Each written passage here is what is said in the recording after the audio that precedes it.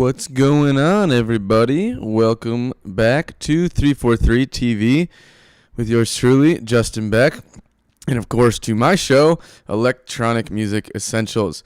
Really happy to see we got a ton of heads in here already. I absolutely love it. I'm really excited to get going. Also, thank you for everyone who is complimenting the song at the start. That's my newest record. It's called The Places You Go. It's out under my artist name, Sylvan Paul. So I'll just go ahead and write that in there. Why not? First off, welcome back to everyone who has been here before. I recognize a lot of names already just off the top. John Kingston the Thoid, Pavel, Danica Becker, Simple Sam, Rashane, MV Beckham, William Mindreaders, Todilas, yeah, and then a lot of new names that I haven't seen before, so really happy to have all of you guys. So real quick before we get started, for those of you who are wondering what you have just tuned into, this is 343 TV. It is the online educational branch, free educational branch, I should add, of 343 Labs. We are a music production school based in New York City and Berlin. We also offer classes online. We offer classes in everything from Logic, Ableton, mixing, mastering, everything you really can imagine for contemporary electronic music needs. So I highly recommend you jump over to our website, 343labs.com, if you're interested in taking some classes and want to up your game. Anyhow, also, I should mention, hit that subscribe button. We got a great community building here on 343 TV on YouTube, and we love hearing from you guys. We offer all sorts of fun things that you can be doing, and we have a lot of great instructors and professionals streaming on a regular basis. So without any further ado, let's just go ahead and jump right into it, right? So this show, right, my whole idea behind this particular show is I want to make it so that whenever you guys finish watching, you can walk away from this and already just, be better producers, right? And already have new information and new techniques that you can take to your studio, and to your productions right from the second you walk away. So today is a really important subject and topic. And thank you, Evan. I'm very inspired by Nicholas Jarre. Anyway, so today is basic arrangement techniques, right? So what I'm going to do is it's going to be, I think this will be a fun one. I'm basically just going to make a track, and I'm going to talk you through everything that's going through my mind in terms of how I am arranging the song. Let's just go ahead and get going. So what I've done here is I've already started a little bit of a production. I just kind of wanted to set something up so we didn't go totally from scratch. And I'm going to work on just expanding it, and you guys will hear what we got. So in terms of like where my head's at with this arrangement already, let me just play it for you and you can hear it.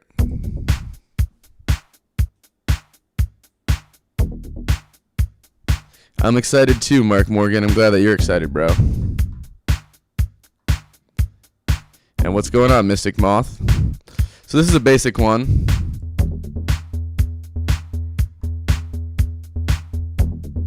Some kind of like funky, techno disco thing.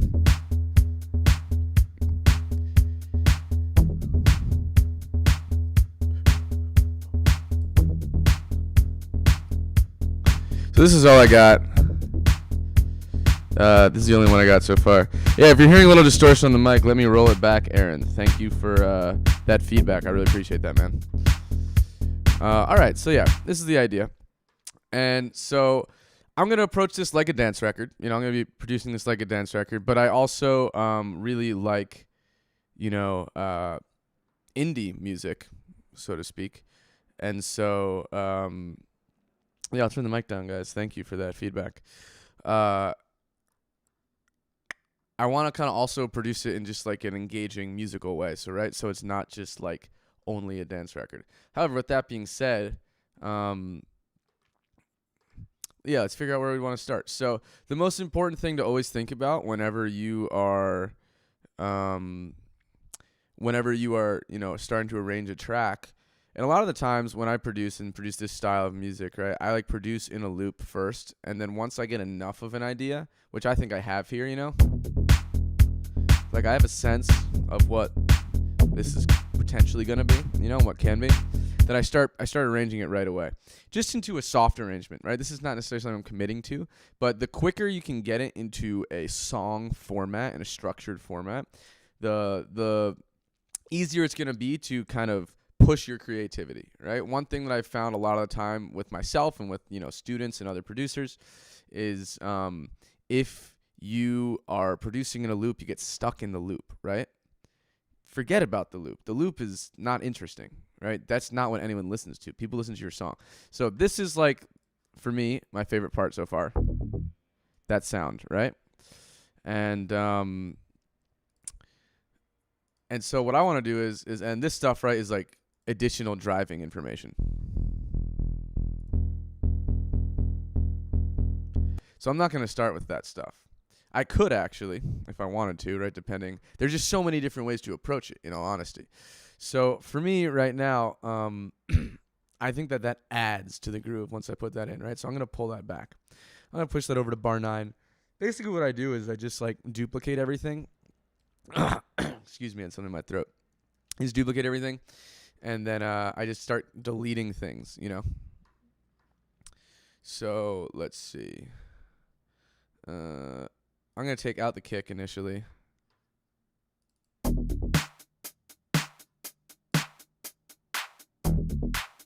And I have a layer of a clap.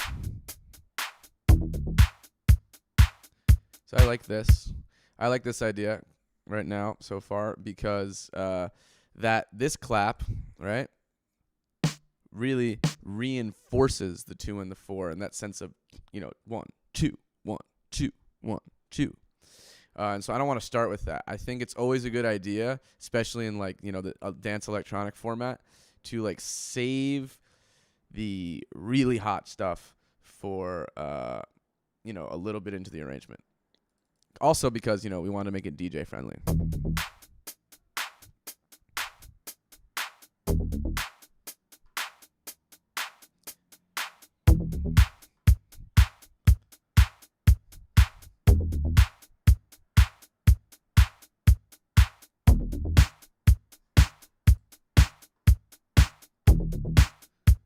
This is nice and sparse for a DJ, for an intro. Now I'm going to take this lower bass and move it. Kick out. Right, so now we are building tension, right? Building tension is one of the most important things in a dance track, right? It's not actually just about making your banger drop, right?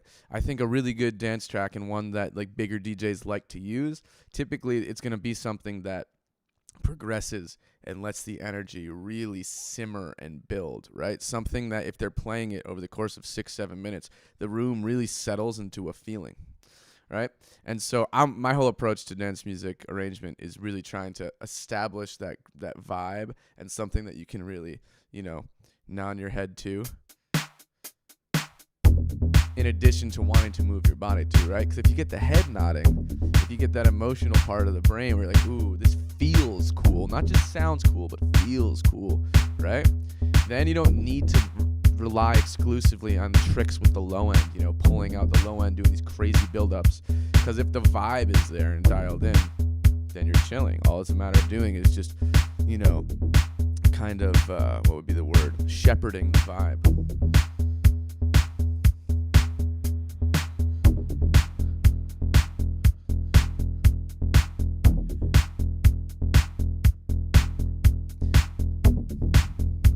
So what I actually am thinking is because this is already groovy without that deeper bass that comes in, I'm actually going to make a build up from 33 to 41.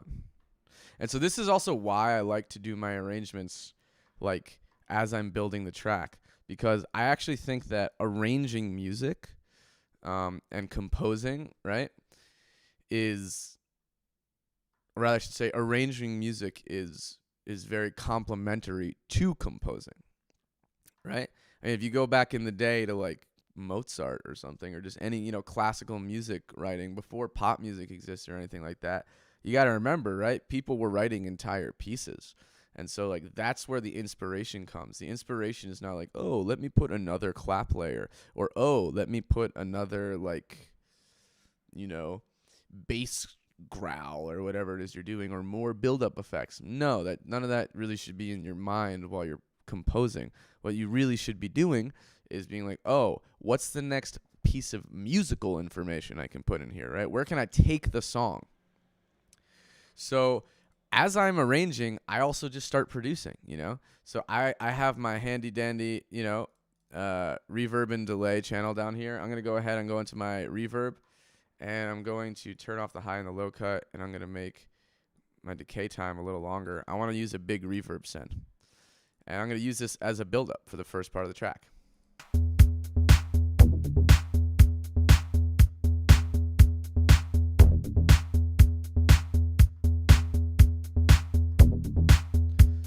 So in this part of the track now,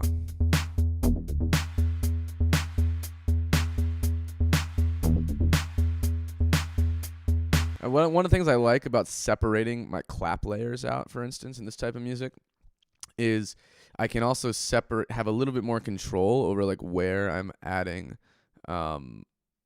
effects, right? So I don't have to put an effect on the whole snare. What I'm actually just doing is only putting it on that top part, which is going to give me a very different type of reverb sensation than if I apply it to this,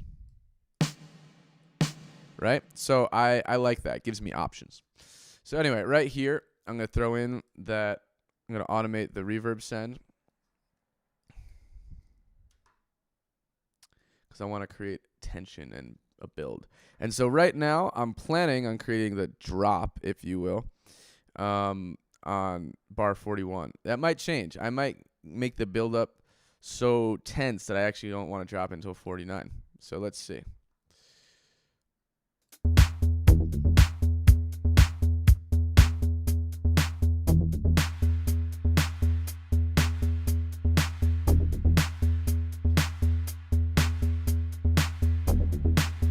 I'm also thinking I could put this bass sound into some reverb. I think that'll sound really cool.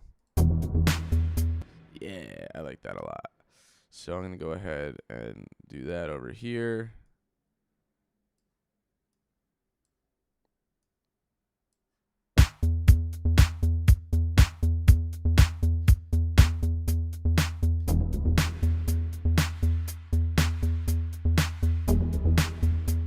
Nice. I dig this.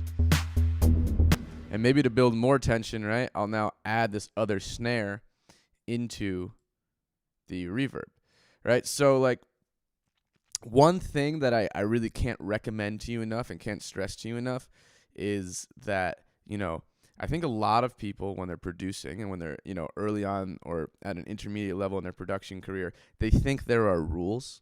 They think they see their favorite artists do a particular type of thing on a stream, or on like a master class or something. And they're like, oh, that's how you do it.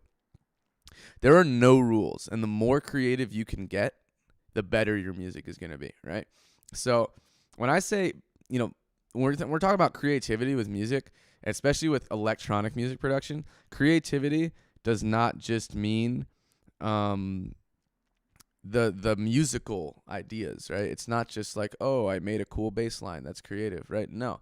Creativity is also like how you use the tools that you have at your disposal, how you use the techniques that you have at your disposal, right? So for instance, like taking this clap and holding off 4 bars to put it into the reverb, into the same reverb the other part of the clap is going into, is just a subtle little thing that's going to create more variation in the track, right?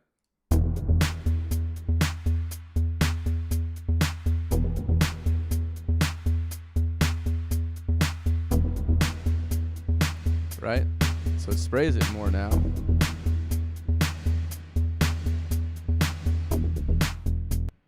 All right, cool. So then I'm going to put in the kick there, bring the kick back in.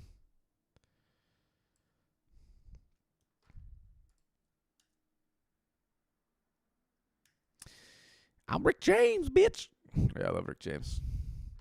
Hope you all got that Chappelle Show reference. One of my favorite things to do before like a drop is to just go silent on the percussion. So I'm gonna mute.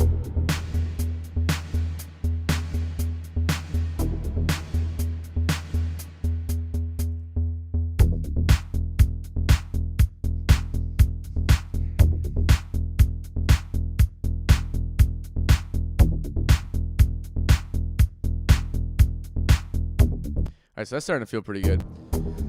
So, right.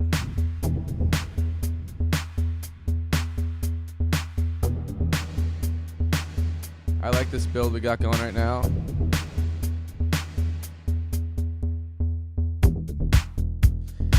Yeah, I agree. I can maybe throw in an additional hi-hat to like now spice things up a little, or like a shaker or something, right? So what I like to do is I like to subvert expectations with tone. So I'm gonna put in a tambourine.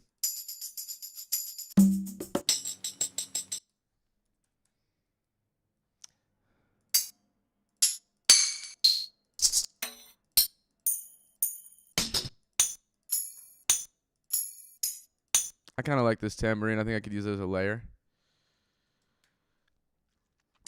So what you guys will notice is when I'm using, really, it doesn't matter what DAW I'm using. I always just use like audio. I find MIDI to be very tedious. I'm sure people think the opposite though too. And so one thing that I'm going to actually do here, just to add a little bit of like life to the music, is I'm going to like slightly vary the volumes of the tambourines. Just a little. And then what I'm going to do is I'm going to randomly drag them around. So that I actually don't even remember or can't predict what order the tambourine patterns are happening in. Why is that useful? It just adds a little bit of like spice, you know? Not even spice, just adds a little more of human randomness to this, right? I like randomness in the music. I like it when something sounds a little bit wrong, you know? So good. There we go.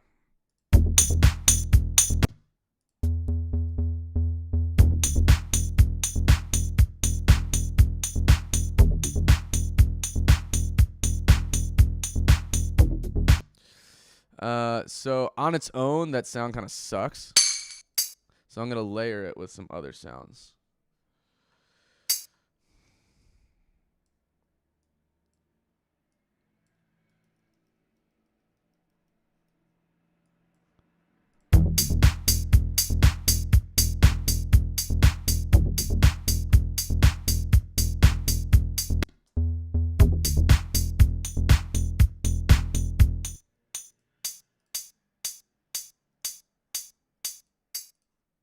Cool, so I like that.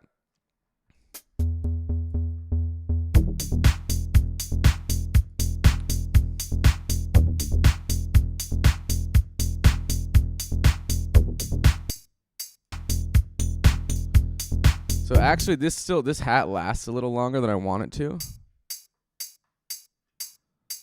And what I'm going to do is I'm going to come into my plugins and I'm going to go to my handy dandy Slate Digital Gate. I love this thing. I swear by this thing.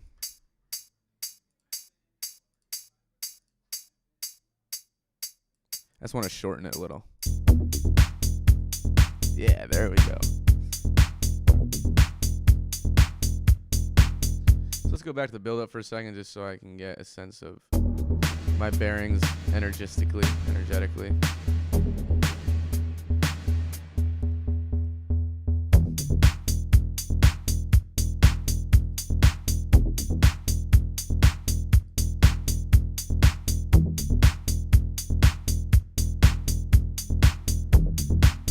I think what I'm also going to do is I'm going to add in this part a little like shaker sound, but like not like a chicka chicka chicka chicka chicka chicka chicka chicka. Do you happen to think about tuning your hats, Avon? Good question. No, I'm gonna be honest. No, unless there's like a really, really, really clear note in the hat that I hear, I don't tune my hats. I think hats are atonal.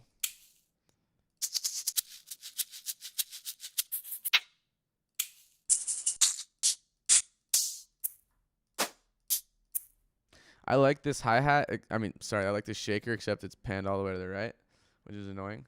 So, you know, I'll just throw on my utility and I'll mono that out. So it's right in the middle. And I'm going to use that as a second, right? It's going to be like a little response to the shaker. And let me put it into 16ths. So let's try this. I want it to be really subtle. I don't want this to be like, oh, he added that thing. I just want it to be like a feeling that we start to feel.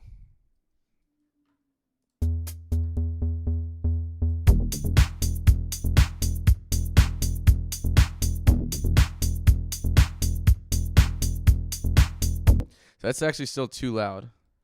And it might even be too long. So again, I do this all the time when I'm using samples. I'm just gonna come over here and use the virtual mix rack. And I'm going to, again, gate the length of this. I want it to be really quick and short. I like the tone of it though.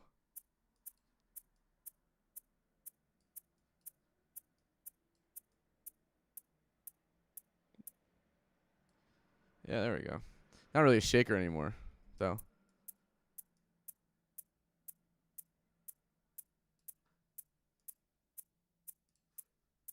All right, let's see. Let's see how that does.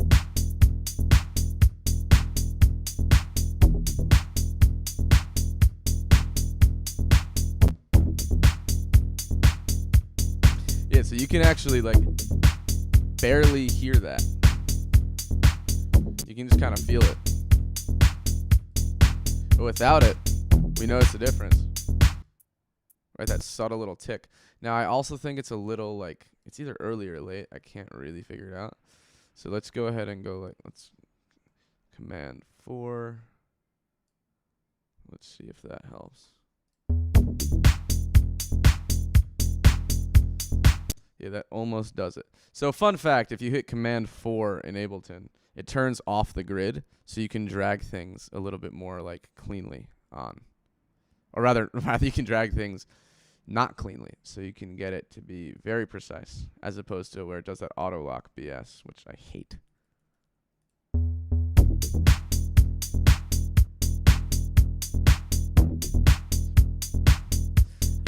Even still, I think it can be a little bit sooner, right?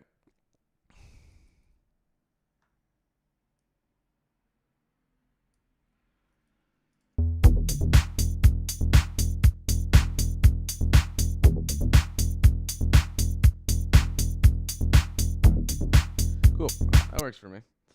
So I also was hearing something that I wanted to do. I'm going to turn that into a clip real quick. Easier for me to work with. I was hearing a new sound that I want to come in, right? When I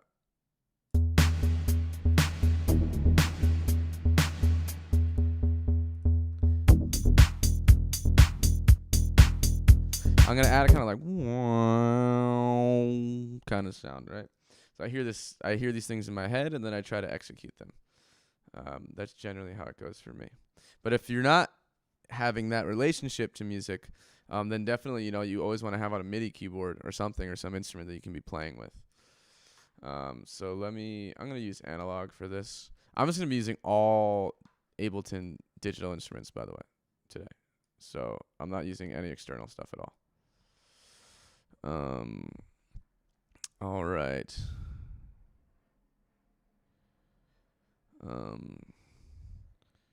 So what, I think I'm working in E. Yes. Okay. Always good to know sort of what key you're working in. That's the exact range I want. So what I'm going for, the type of sound I'm going for with this is like ravey, but classic.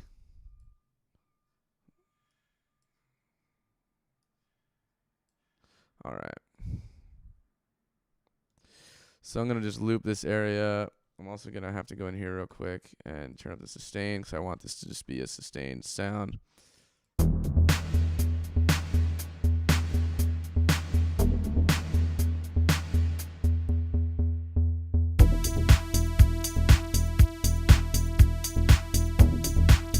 That sound sucks, but it's already giving me kind of what I want. All right, so I want that to really be like smeared, really smeary sounding.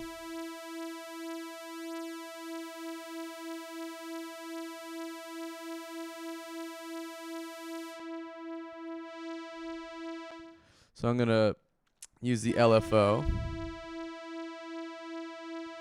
And I'm going to probably do it to a length of 2 bars. Let's try it.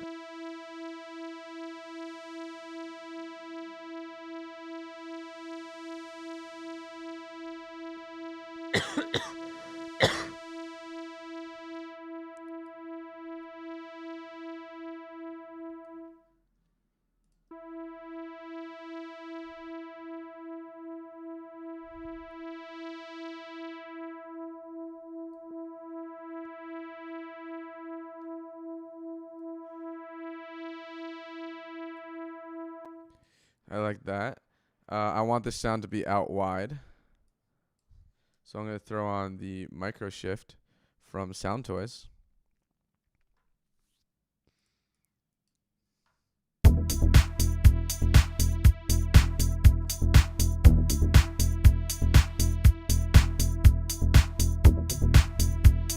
maybe just to add a little bit of vibe to this, I'm going to put it in a really small room reverb. Just make it sound more like it's recorded than just some, like, you know, BS sound from Ableton.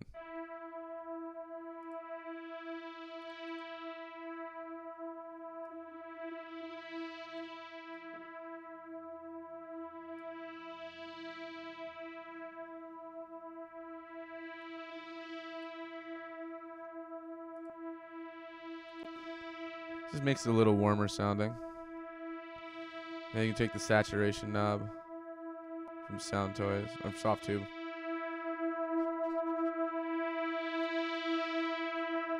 Push it to just before it starts to distort. Adds a little bit of color, makes that Ableton synth sound a little less fake.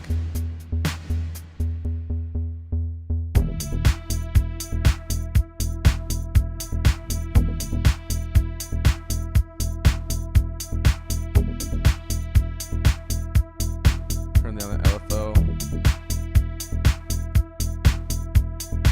I want it to dip a little more and rise a little less. I want that sound.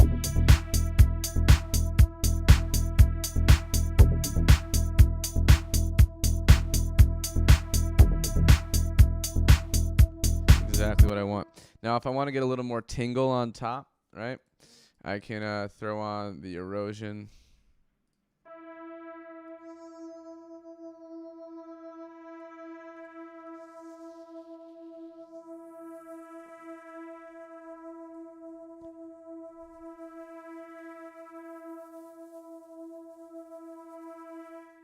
Just a little bit.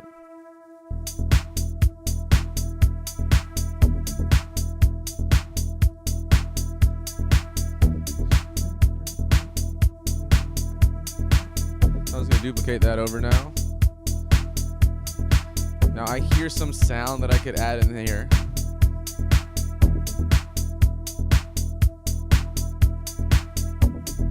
And I'm thinking in my brain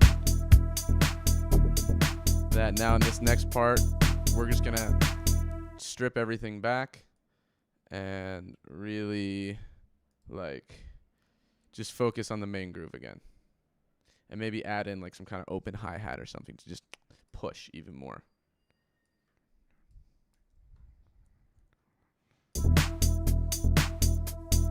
So I'm not worried about it sounding perfect yet. I'm just trying to lay out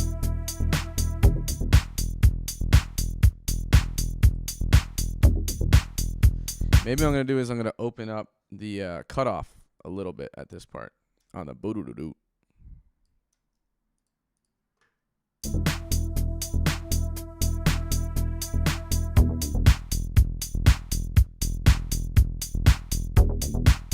I like that.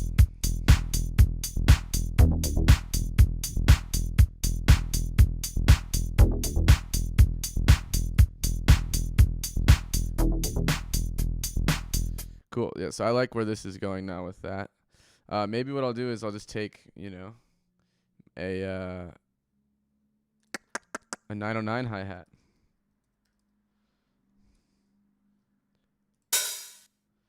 Kind of can't go wrong with one of those, you know. I'm going to throw it in at that part. Zoom in a little bit.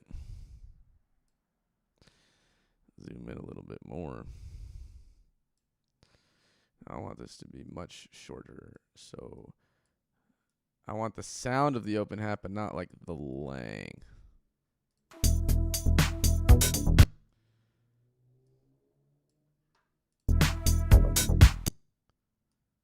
right, so again, I'm going to turn off the grid so I can just drag this out.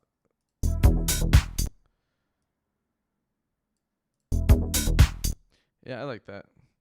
That's probably the length that I want it to be. Ooh, that's not correct.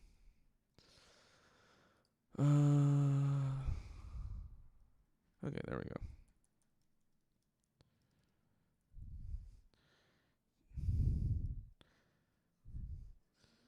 All right.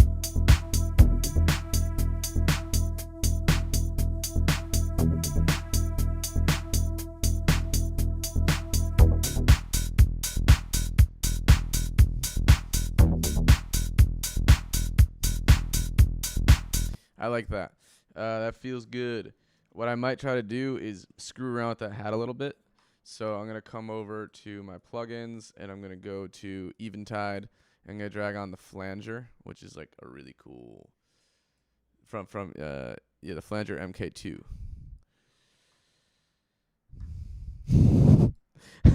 I like that joke, Beckham. What do you get when you get 3 wrecks in a stream? Greatness.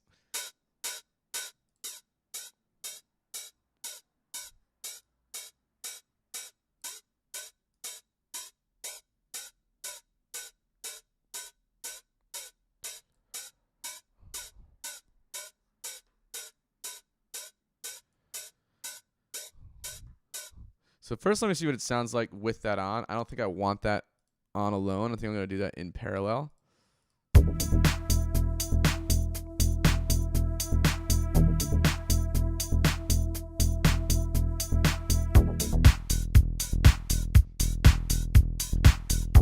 Actually, I'll tell you what. I like it.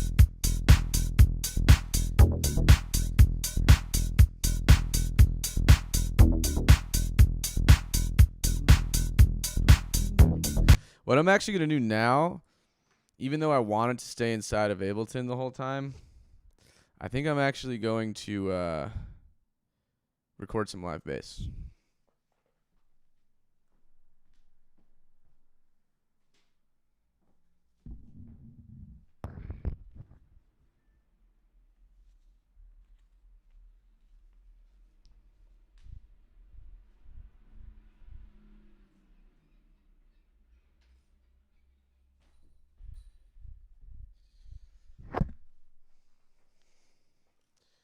So while I'm tuning my bass, what I'm going to do is I'm going to play the whole arrangement so far.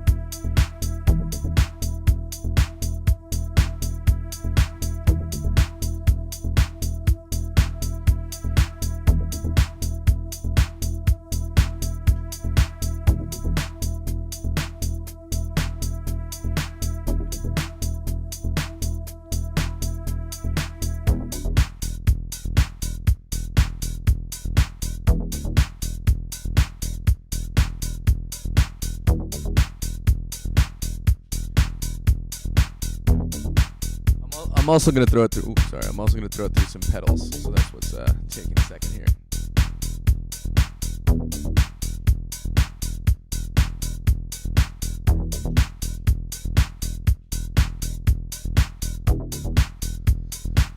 So what I'm hearing is boom, boom, boom, boom, doom, doom, doom, boom, doom, doom, and I can like kind of play a bunch of little licks on the bass.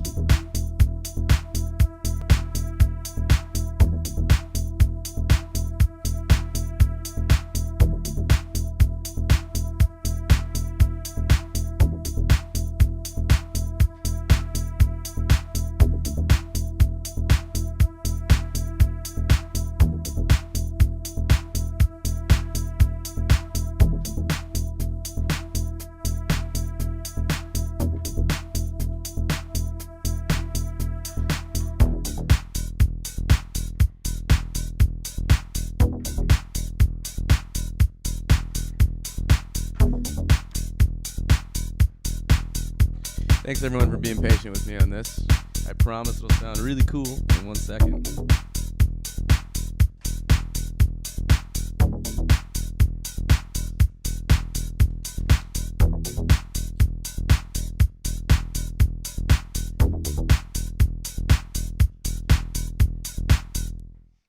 So I'm using this Fender P bass, and I am going to come in through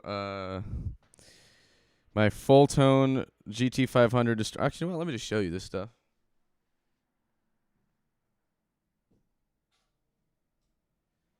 So I'm coming in through this pedal, GT500. It's a distortion pedal.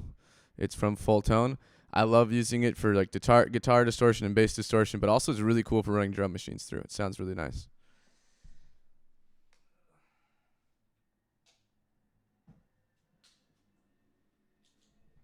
Then I am using this phaser pedal from TC Electronic called the Helix. Sounds really good. Sounds really kind of juicy. Makes it sound really juicy just by running it through it.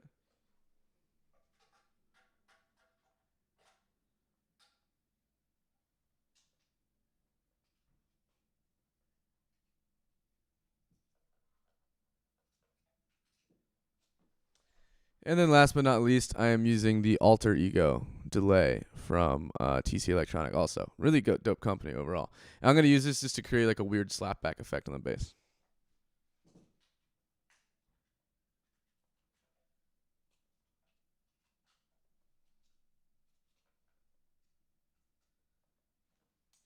And then the other thing that you just can't see right now is I'm going to be running it through, I'm recording it rather through a Heritage Audio preamp, the 1073 emulation.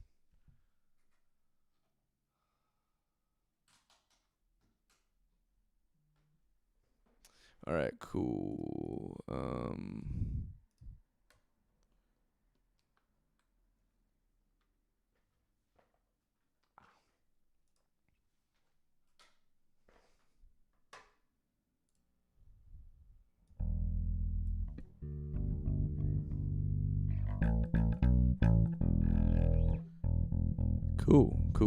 Cool.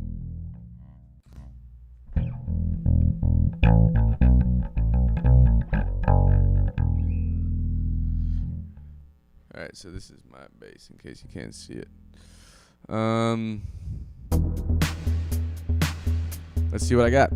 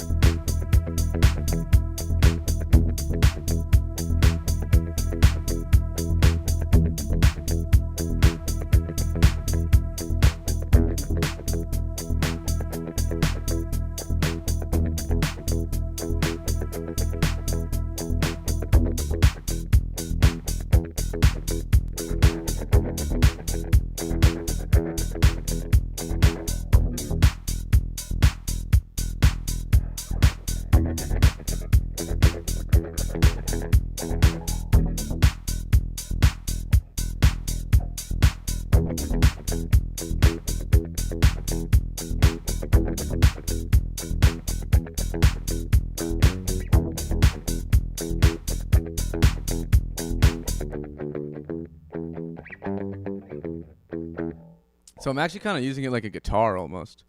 So I'm just gonna record that in. I think that's really cool. Boot boot boot boot. Yes, Daniel, they match. I totally didn't plan that, but I'm glad that you picked that up. That's funny as hell, man. I like that shade of purple.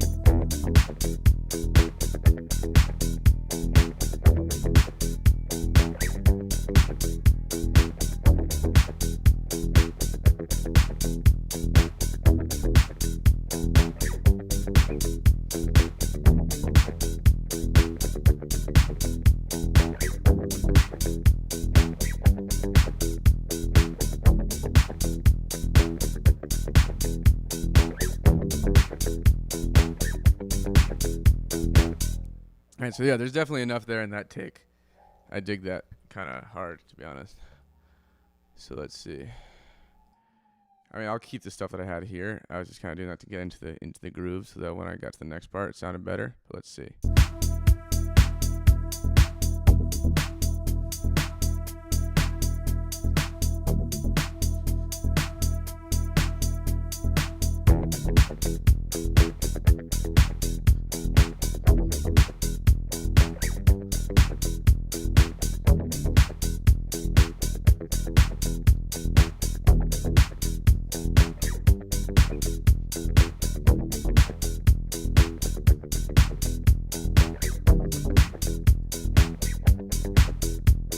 So I'm gonna color these differently, just so I can kind of see, like, keep track of what the different grooves are.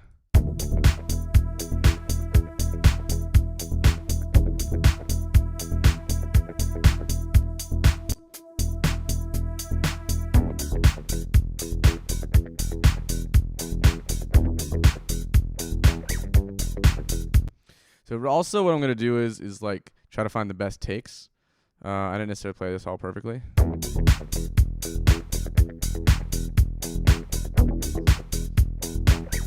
So these two sound really good.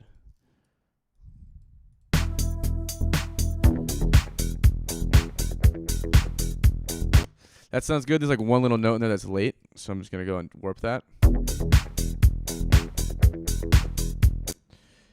It might just even be like right there. Let's see. It might have been this note. Or just like this.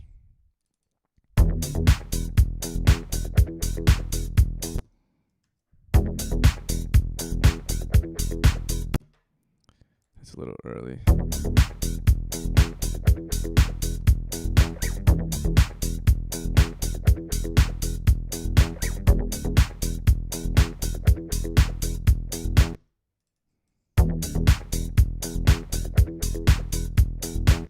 That sounds cool. Maybe that's a little, should be left late.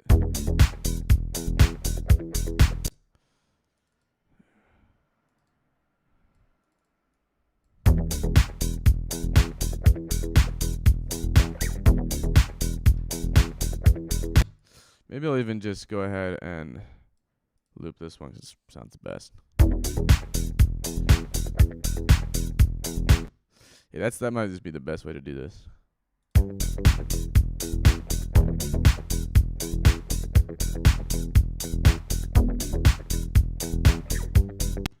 That sounds really good right there, though. So maybe I'll have that as a final phrase.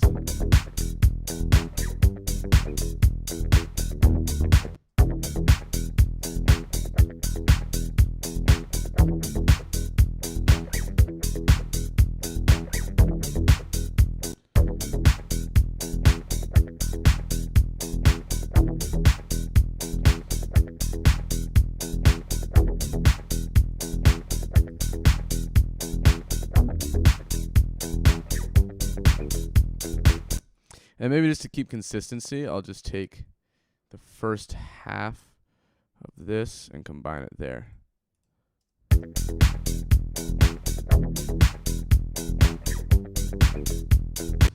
And just quickly correct that part a little bit. Everything seems a little bit late there.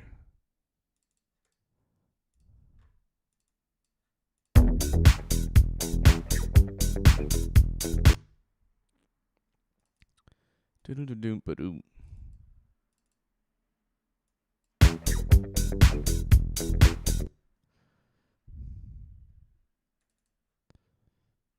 Yep. Yeah, okay, sounds good. Doo-doo. That's actually a little. That's a little. That's cool. So I'm just gonna keep that as one phrase. All right, I'm gonna see if I can add more cool stuff.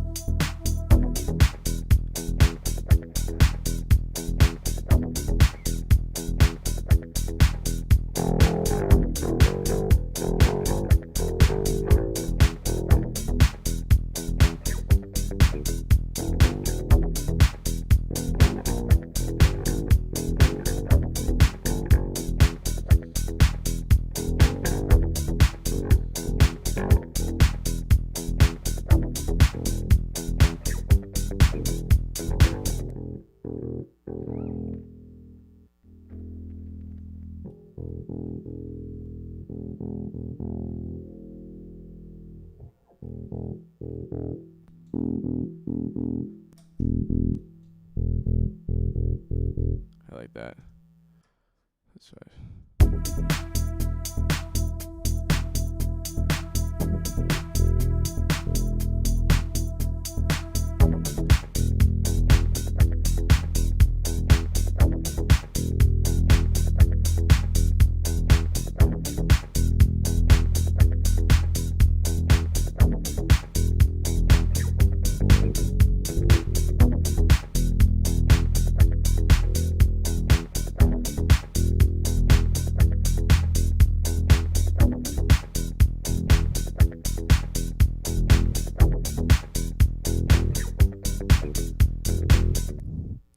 So there's sort of that bass going on underneath it.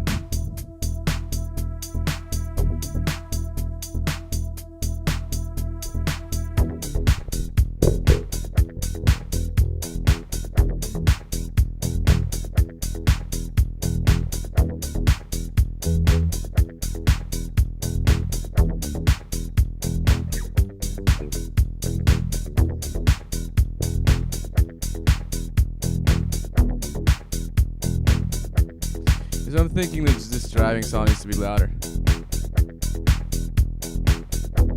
Alright, so let's add some other stuff. I think I got enough out of the bass with what I needed to. Different than what I expected. Not necessarily what I planned to do, but that's also cool.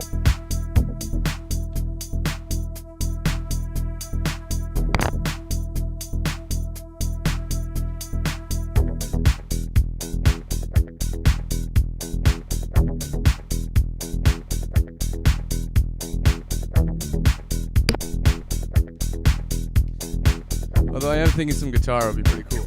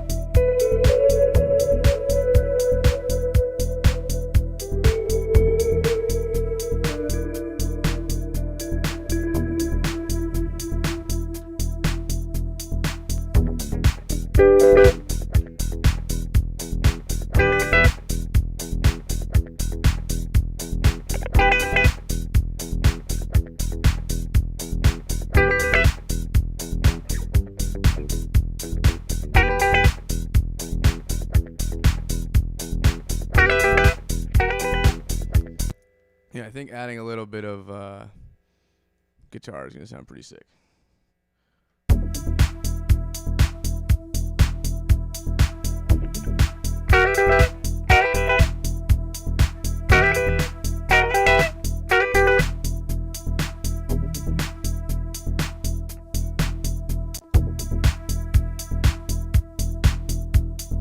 The guitar is always the secret sauce, bro.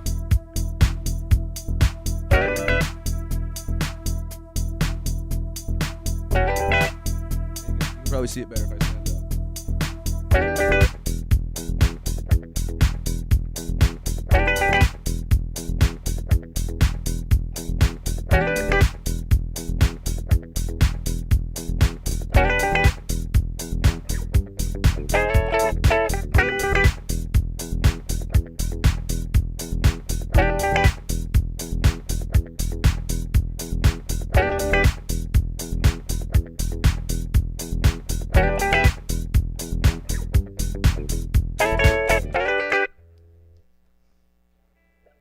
I usually like to record it with an amp, but I'm not going to make you guys sit here and watch while I set that up. So I would like realistically go back and retrack those. So let me just hear what happened right there.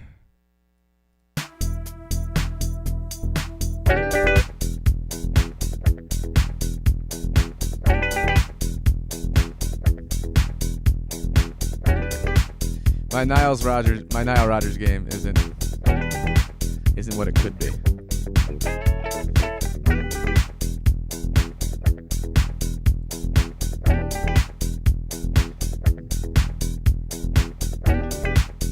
That one's pretty good.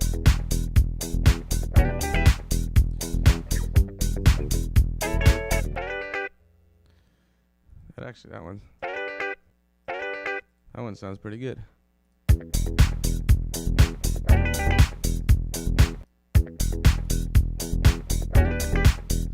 That one's not bad.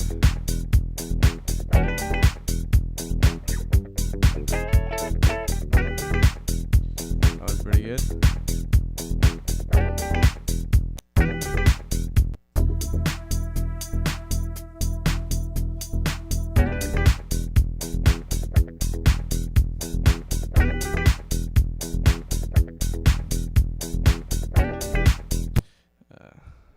Those two are good.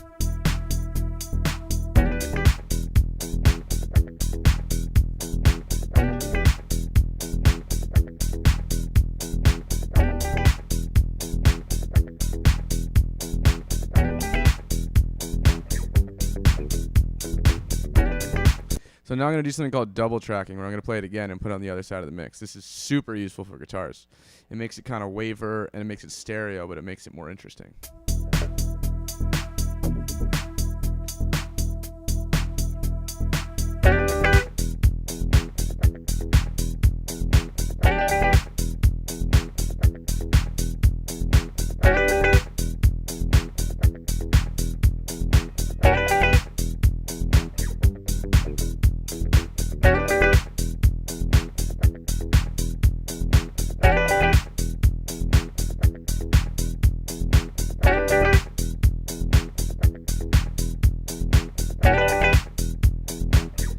Last one felt really nice. What do I think of the pentatonic scales? The pentatonic scales are useful, but like it's also important to be able to play the other scales. So I'll show you how I would approach playing some lead stuff on here.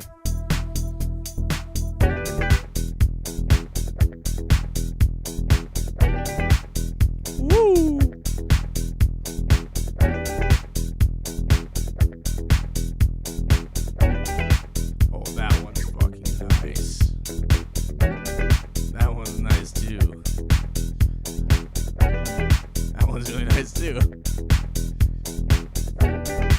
That one's not so nice. That one's really nice. Okay, beautiful. So I can just go like this. And now I got some funky guitar.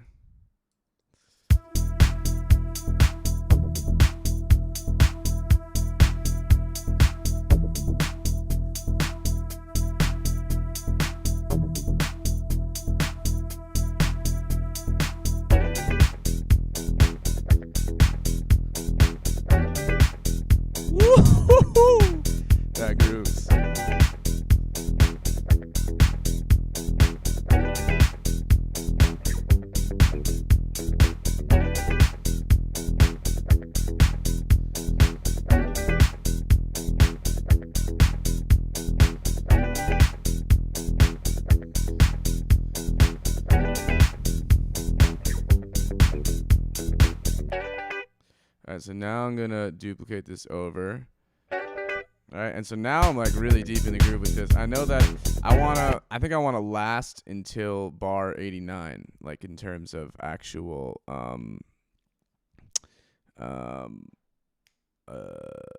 this part of the song, and then I'll go to some kind of change. I want to add some groove, like vibey stuff. So I'm gonna come back over here. Let me see how this all develops.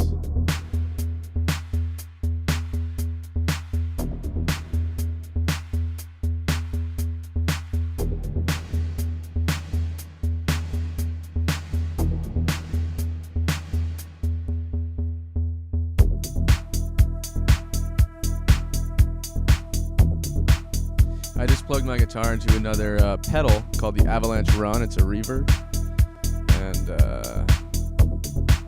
it sounds amazing.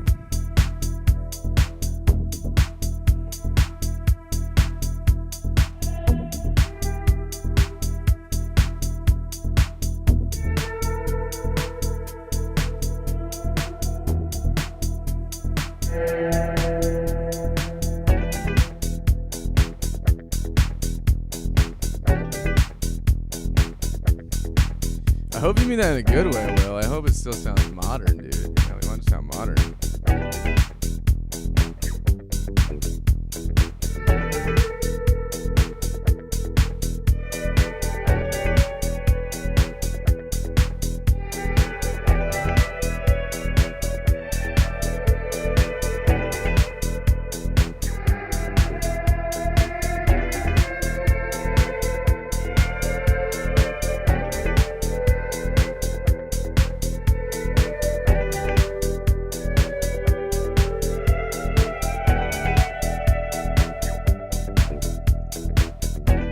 Yeah, I honestly didn't see this coming either when I started the track. That's what's beautiful about the arrangement process, is it takes me places that I wouldn't expect. I thought it was just going to be pure techno. So I'm going to show you how I'm now going to use this guitar to actually like spice up the whole track.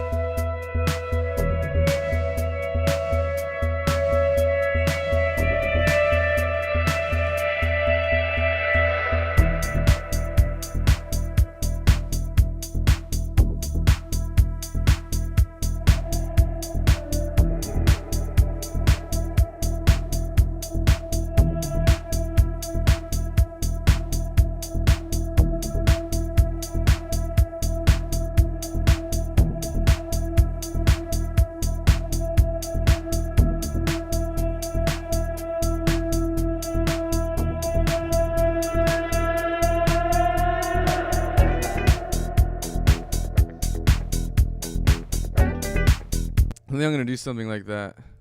So I'm just going to record that in.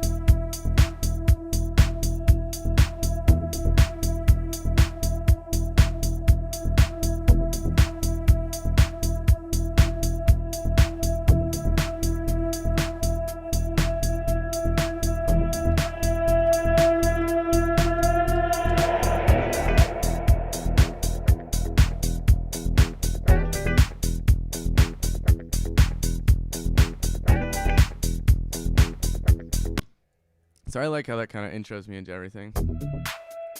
There's this cool plugin I have from Positive Grid that like will model an amplifier.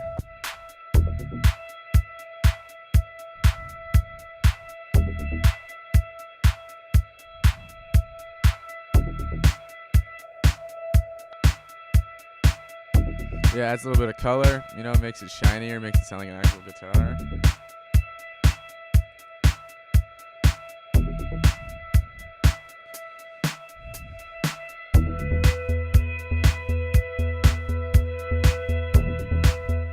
Maybe what I'll do is I'll throw on also the micro shift again to make so it's not only down the middle.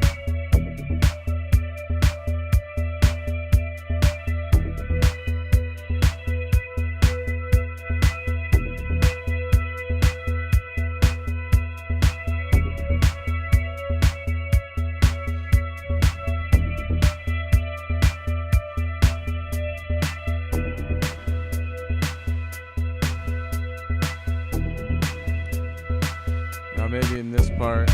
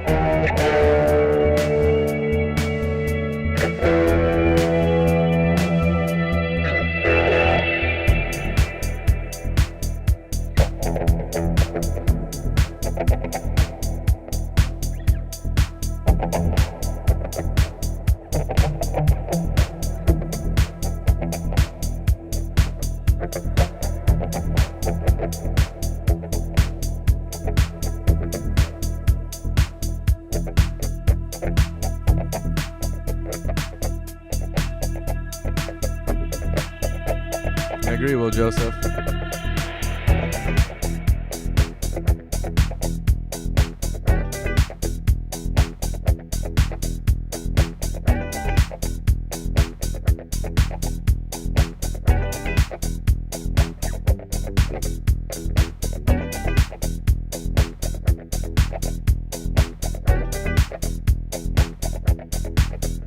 I think what I'm going to do is just do these.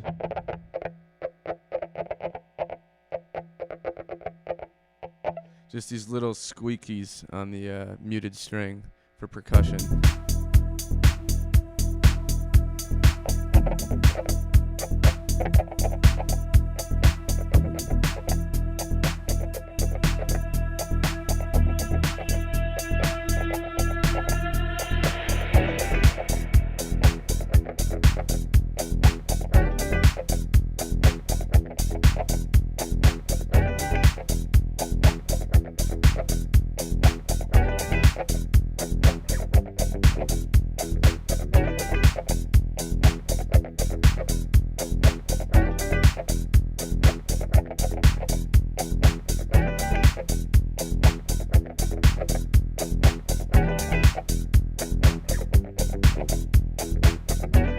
There's enough in there, so let's see if that sounds terrible or not. I'm just going to blend that in with the bass, so it's not even too obvious.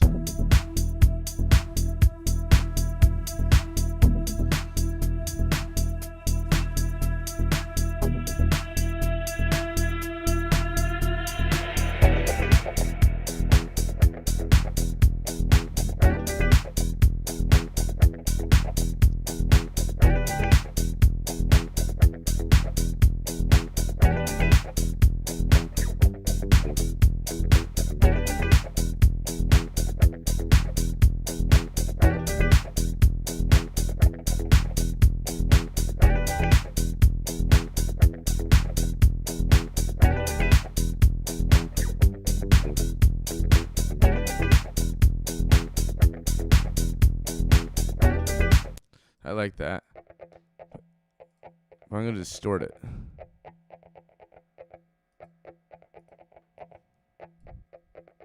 Or saturate it. Distort it.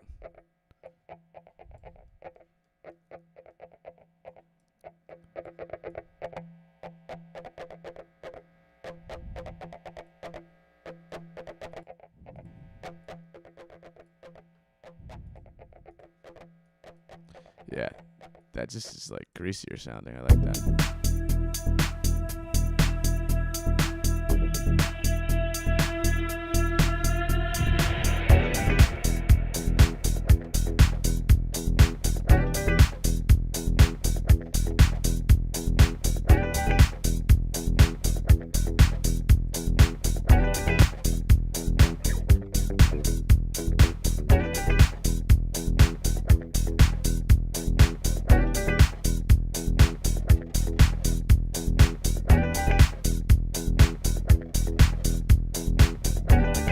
Thank you, Drago. So I'm using the dual harmonizer from Eventide. It just like spread it out a little.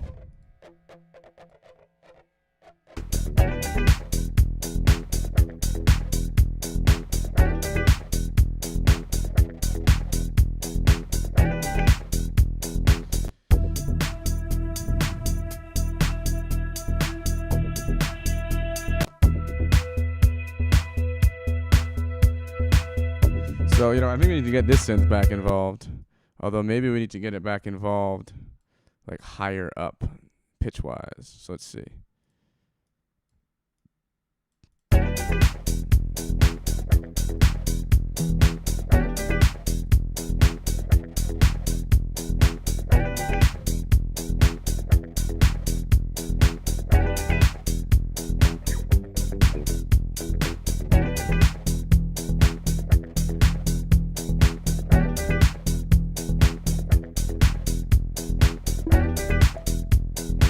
Really higher, much higher actually.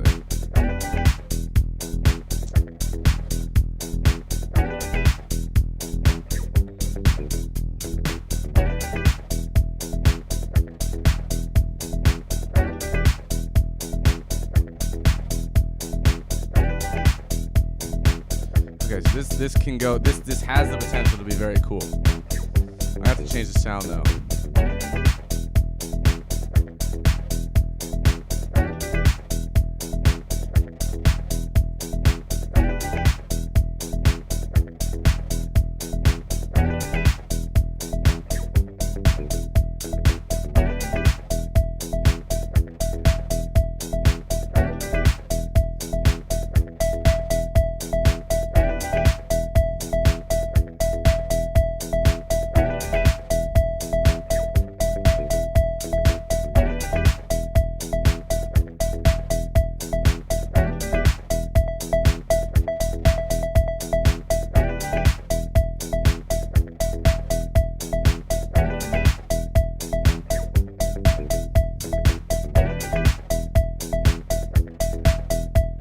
I'm going to use this Universal Audio plugin chorus.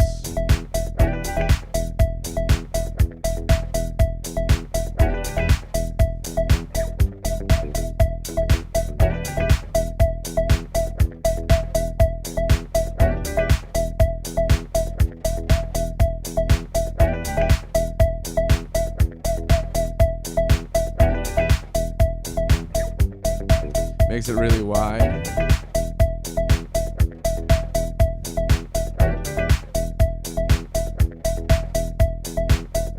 Throw a little delay on there.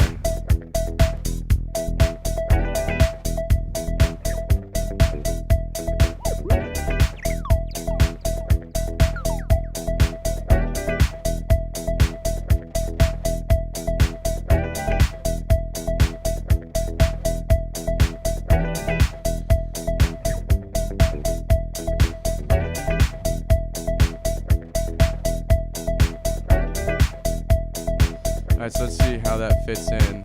Seems like it's a little loud. I might actually just drag on the, let's see.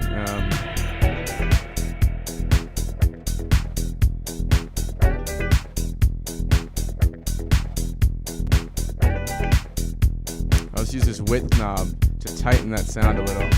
I got it wide with the chorus, but as part of the tone. I can't adjust the width of the tone on the chorus.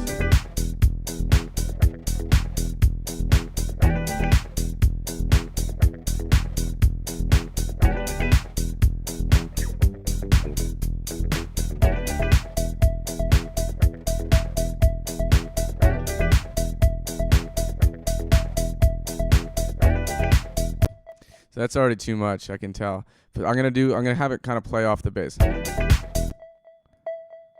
Like this.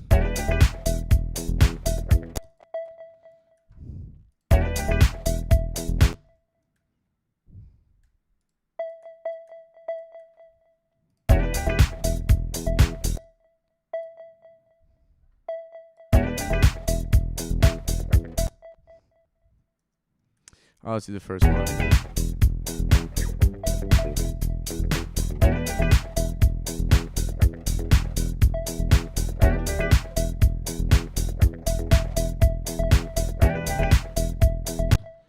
Yeah, I agree.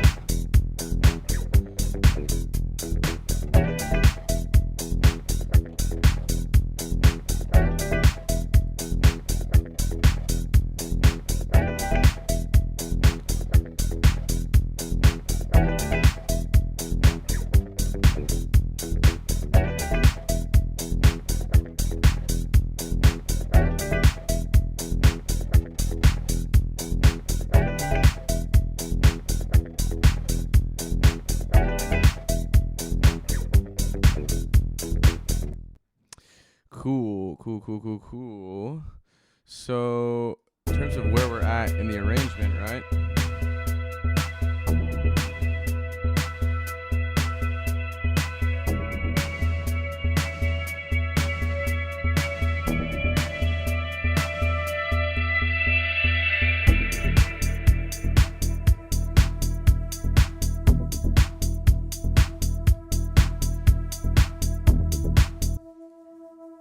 That sound needs to be wider.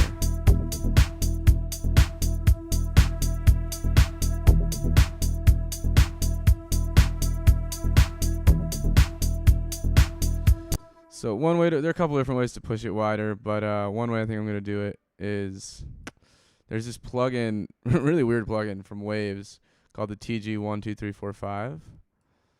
That has a spreader knob on it, so I'll try that first.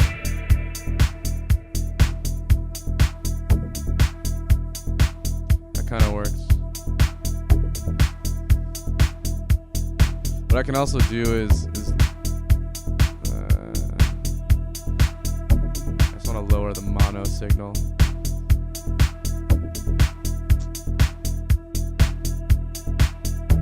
I could also use the mid-side compressor, weirdly enough.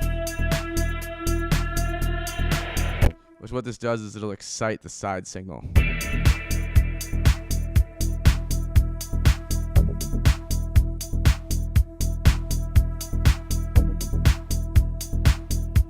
Wider that's making it.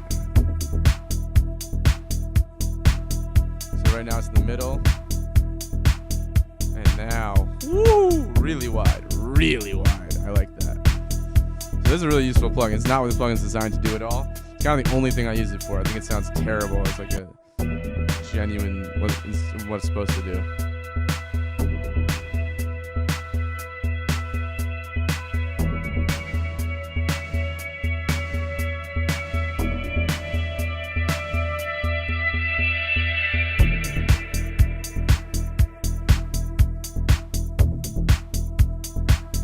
So I might do is also, I think I'm going to start this synth lower with its cutoff. I'm going to start its cutoff lower.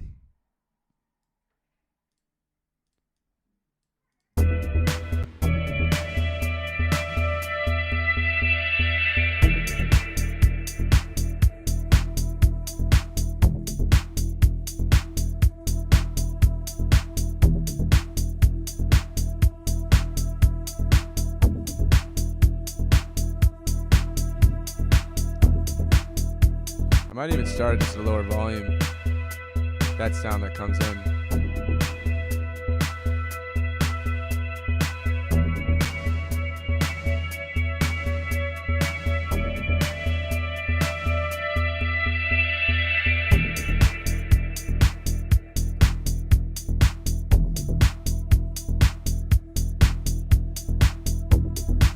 Also, now that I understand what this vibe is, it's like dark and heavy. I think I'm going to send this to a return track. Let me double check that I have nothing sent to the delay return. Yeah, as far as I can see, nothing is sent to the delay return. So I'm gonna use the return track for this saw. I want to go boom, boom, ba-doom, boom, boom, boom, ba-doom, boom, boom, boom, boom, kind of like ping pong around.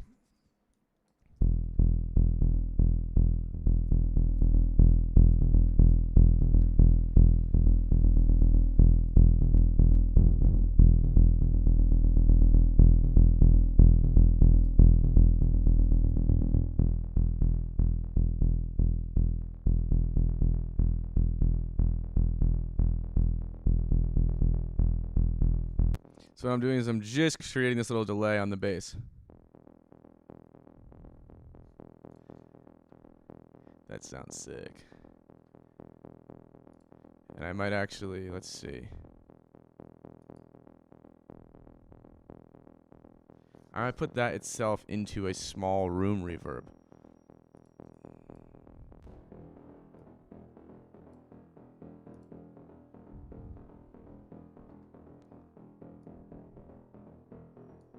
Yeah, that sounds sick.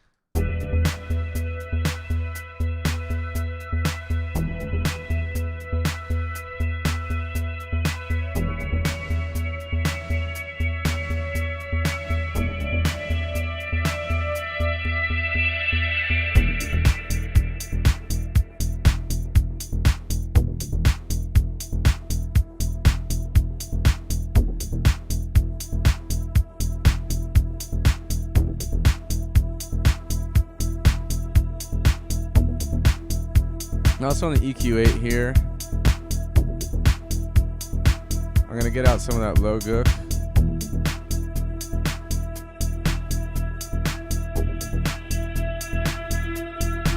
I might also turn on the utility.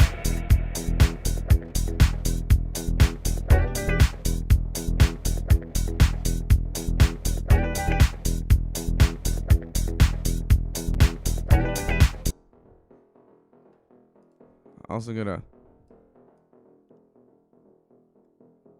take out the high frequencies from that sound because it's rhythmically distracting. I just want it to use it as a vibe for this kind of like a room tone.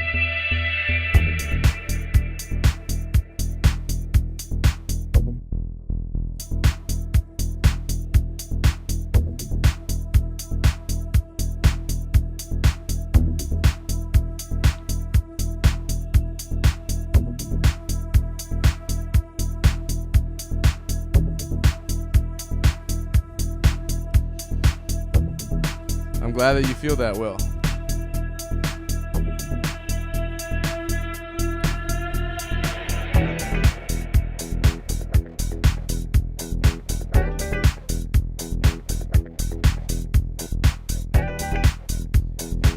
I think this sound needs to be quieter.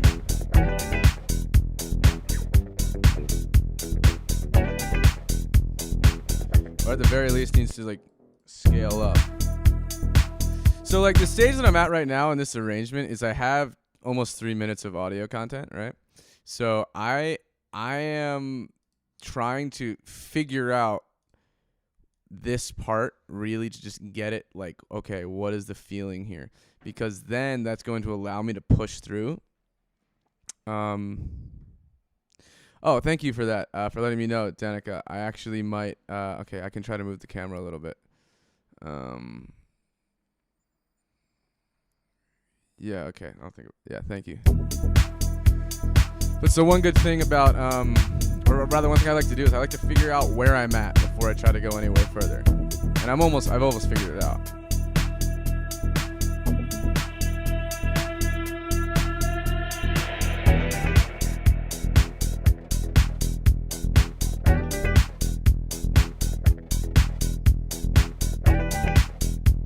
This actually works really nicely. I like that. Except for the fact that this also needs to be 5 decibels quieter.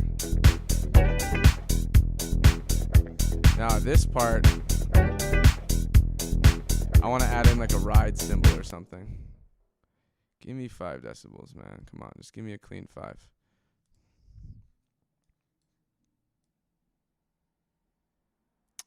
Alright, fine. I'll take the 0.07. It doesn't really make a difference anyway.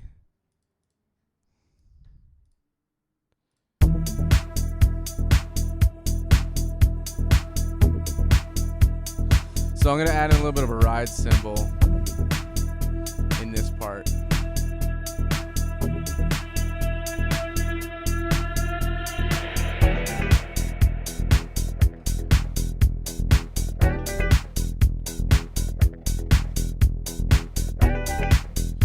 Also, I think to fill this space, to kind of like, to fill the space that gets lost here, I'm going to add a really plush chord pluck.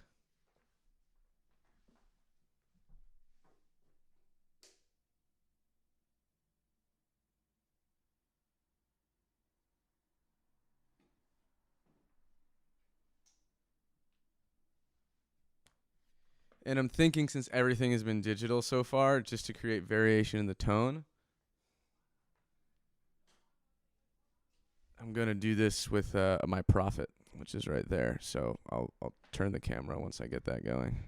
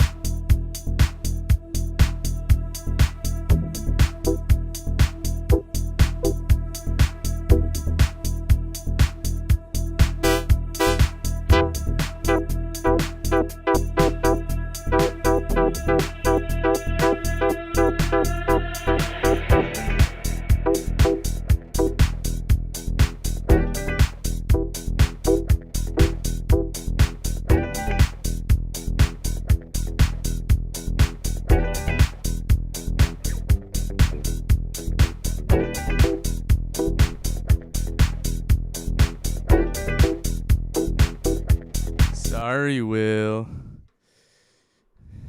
Yeah, dude, the window air conditioner sounds crazy.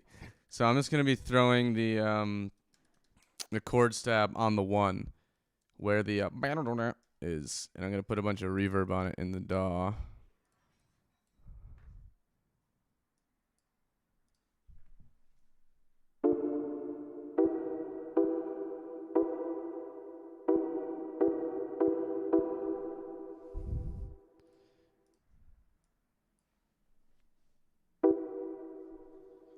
Kind of hate this reverb, but I'm gonna use it for now. Then I'll probably switch to Reverb.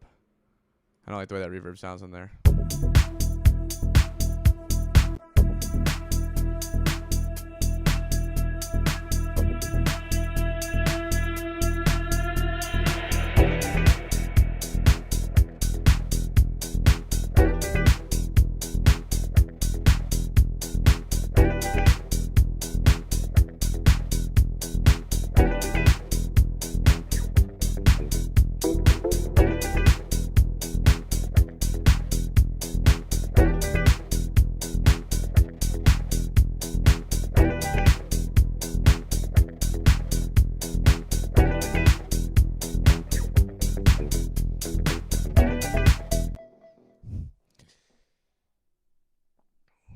Yes, Daniel Drago, I am showing off. Let's see.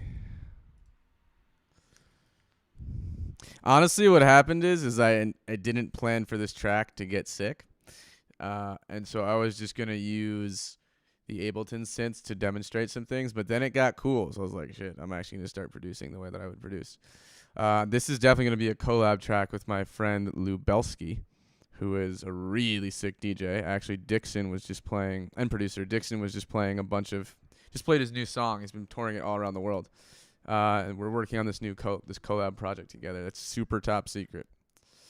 Now you know about it. So I'm actually going to throw on the Reverb plugin.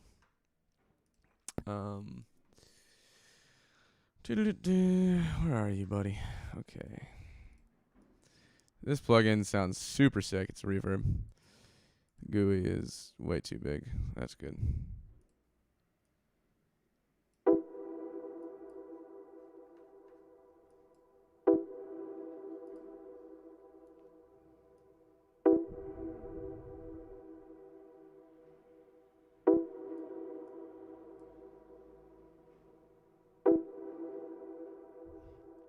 This should be fine. These all sound good.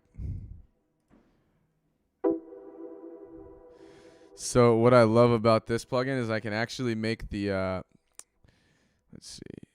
make the early and late reflections be in different places. So I'm gonna have the late reflections be in the middle and the early reflections be out wide. So it just goes into the middle. Too much feedback in the middle.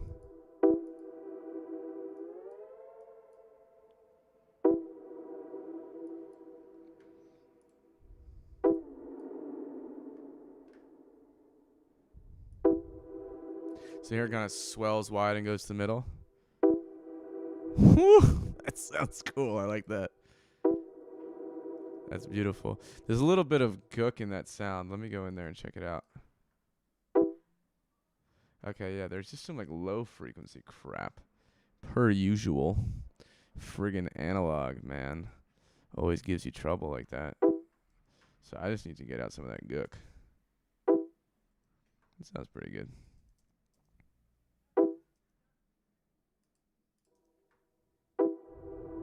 Oh, yeah. So this is a great reverb. So you should be able to hear, if you're listening in headphones or on speakers, that the reverb swells outward and then returns to the middle. So that's just going to add crazy dynamics and life to the track. I'm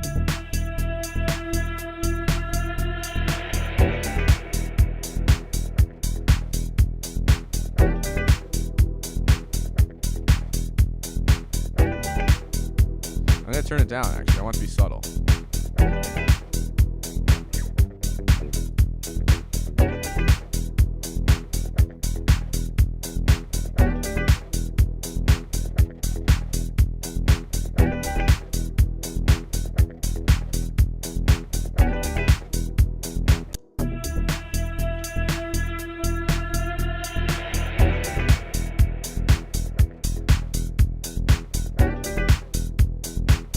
Turn down the late reflections and volume.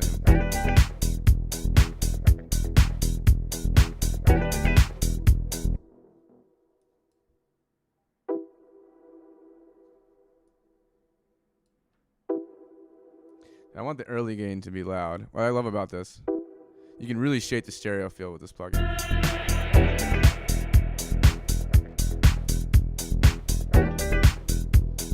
What I'm also hearing is I want this live bass.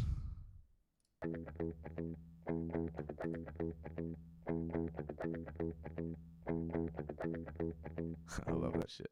I want to send that to some mono reverb. So for now, just to keep latency low, I'm gonna do it with this, but I'm gonna do it in an audio effect rack configuration.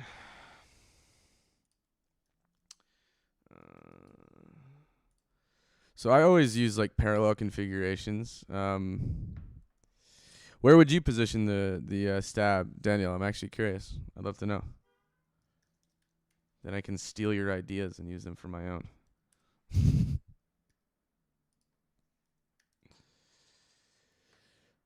Okay, so let's see.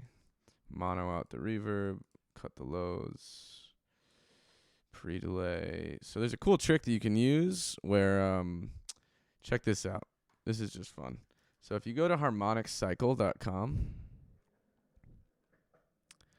an error occurred. Okay, doesn't exist anymore. That sucks. Fine, just go to Google and search your BPM divided by, search the number 60,000 divided by your BPM. That gives you your quarter note value in milliseconds. Why? Because there are 60,000 milliseconds in a minute.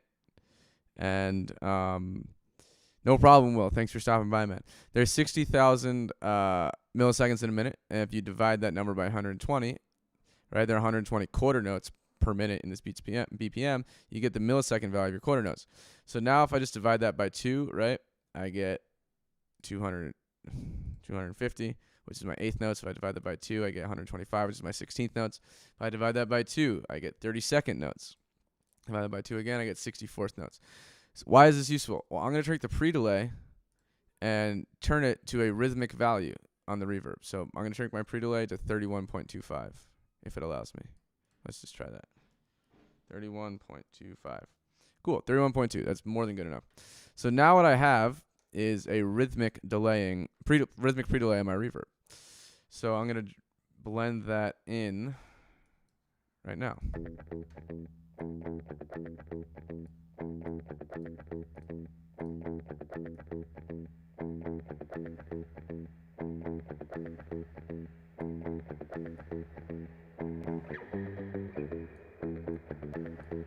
Actually, I think it might sound cooler if it's longer.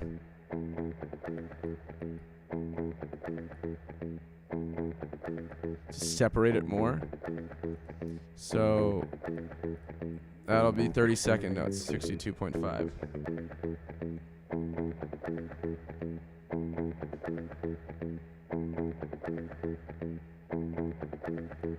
I like that.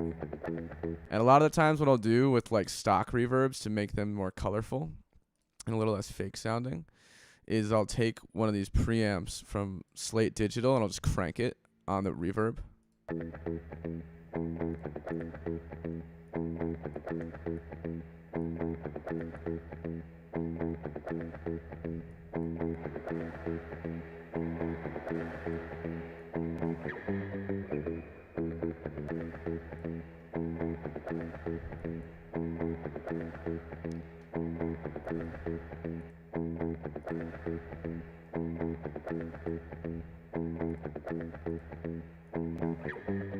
Just excites the reverb a little, gives a little more color. A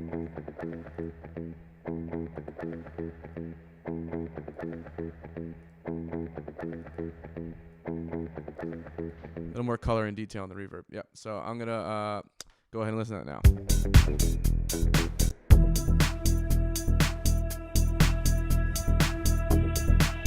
I might even turn up that reverb now, actually.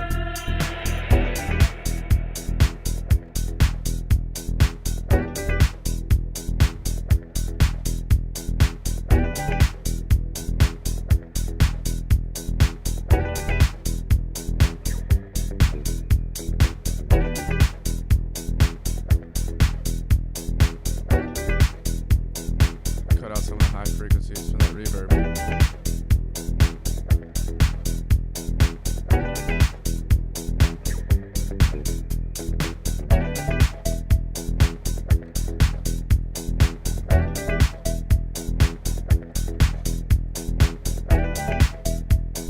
I don't know how much I like that anymore. I'm kind of fell out of love with that. Let's see.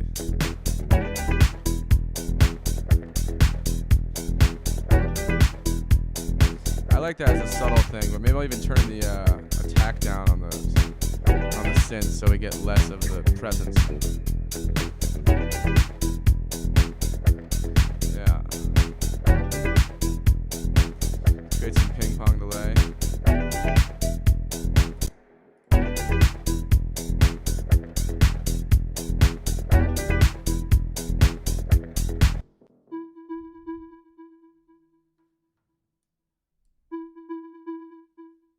Turn the feedback down.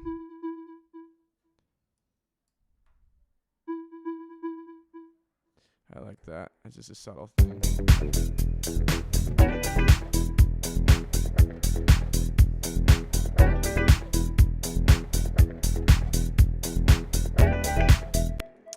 Oh, stop it.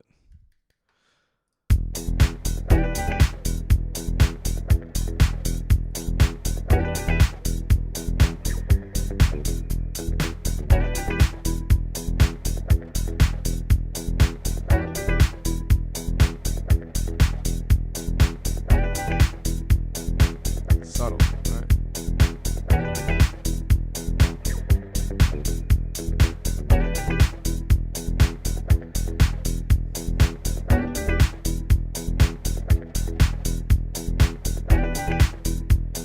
I'm thinking take out all the kicks here.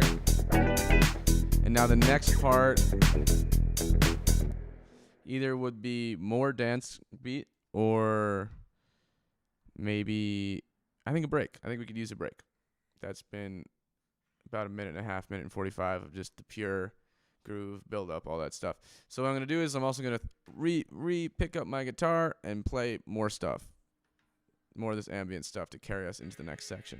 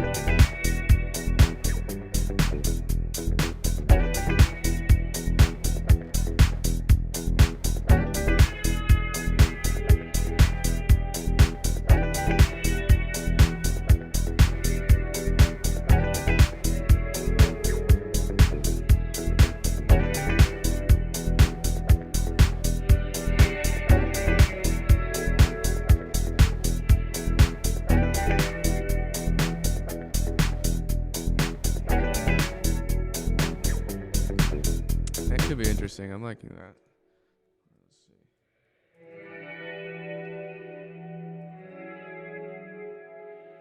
see. There's something there with that.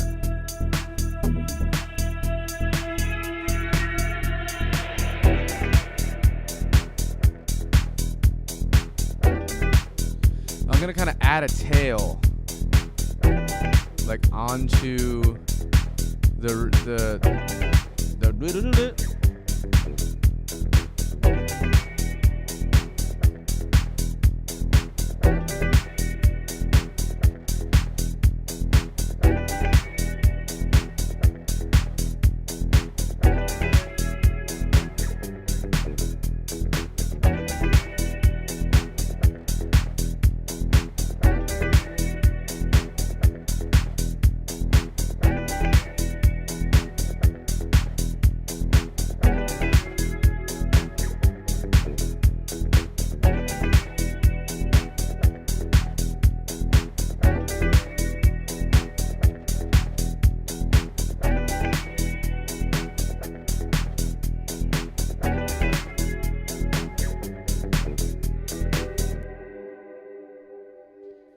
Nice. So I'm just going to throw in that one chord.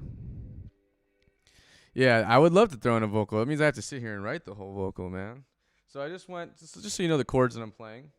I am, let's get this guy up here. I'm playing a E9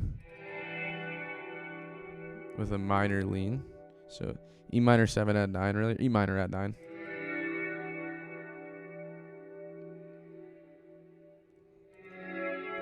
Then I'm playing an F sharp minor, but instead of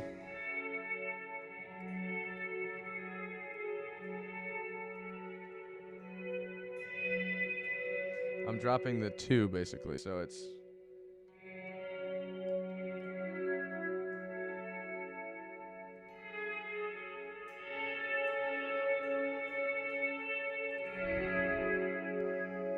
like a sus2, I guess you would call it, or something. And then I'm just finishing off the phrasing at the very end by playing a G major 7, which takes us really nicely into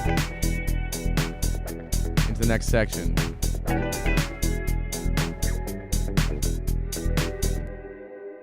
Just kind of fade into there. So let's hear what that all sounds like.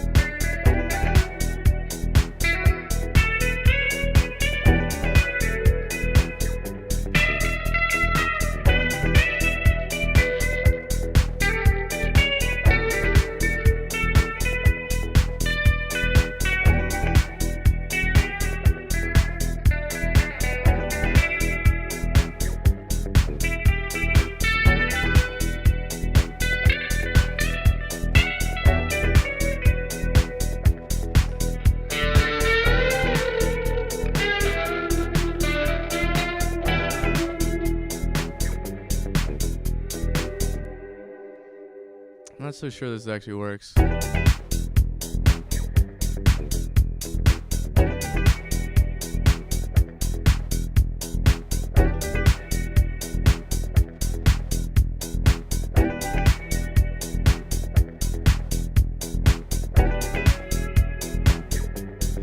Okay, so here's the problem.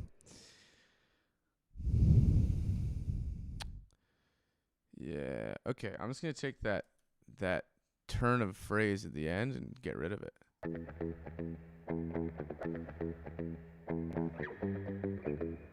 That do-do-do-do-do-do-do. It just undermines the chord. And I like the chord more than I like that turn, so I want to keep the chord. So this is how you always got to be flexible when you're producing. Just because I did that one thing that sounds cool doesn't mean I have to keep it. I did something else that sounds cooler, so I'm going to keep that.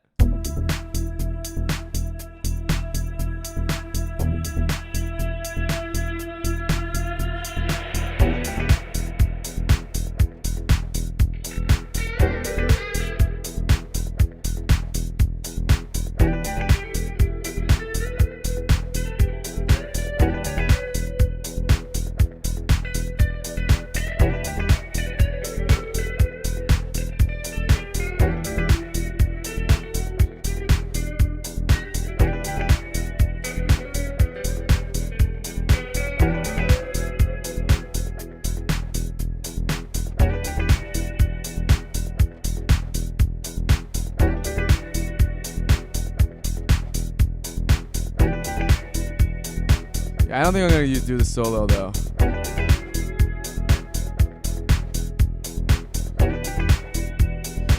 What I might do, though, is I might start adding chords on the Prophet that copy the chords that I'm playing on the guitar.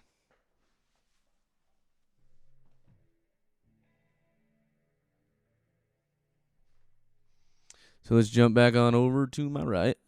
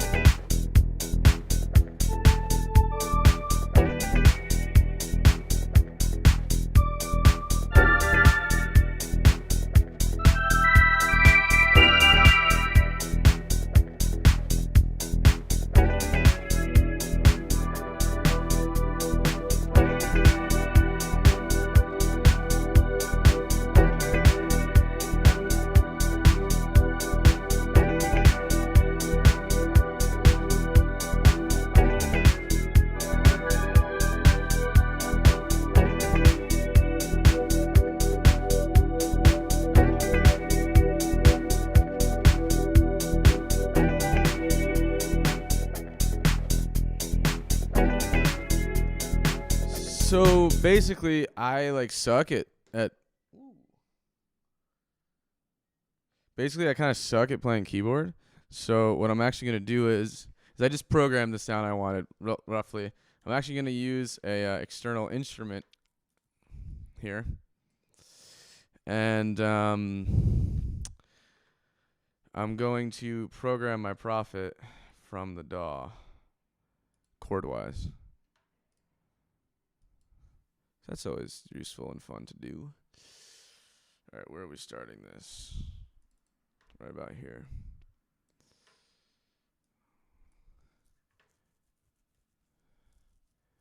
Let's see.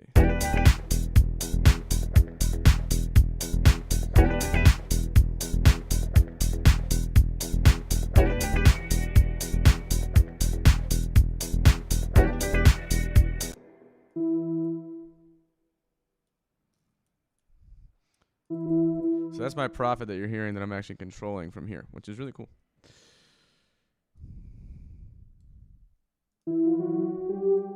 So what I'm doing right now is I'm just making the 9 chord that that I'm playing on the guitar.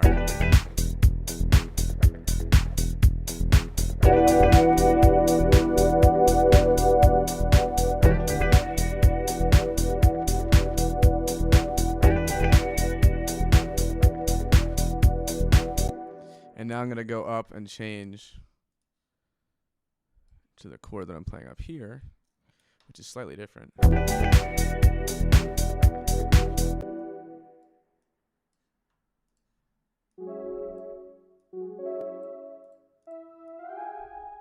Let's see.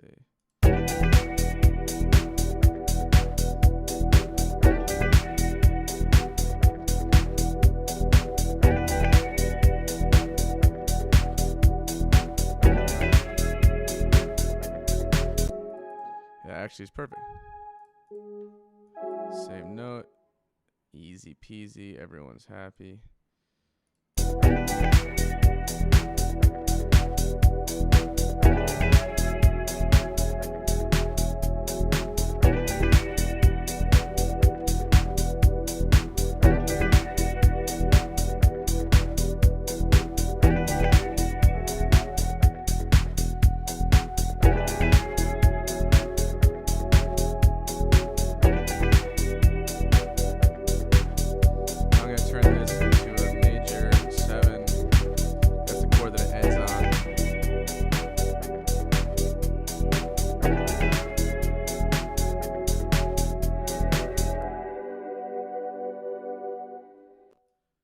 That's pretty nice, actually. Just let it die. Yeah.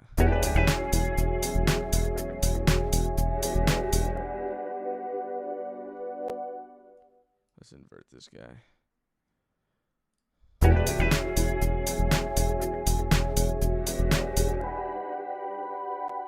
Oh, that sounds terrible. All right. So let me mess around with that sound a little and get it to be what I want it to be now.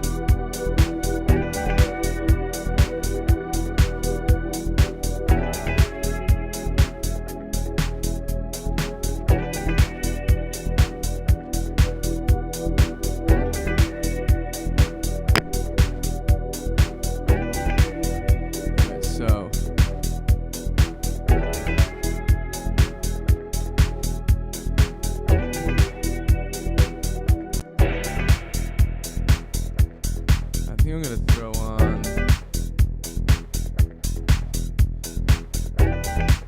a Universal Audio chorus again.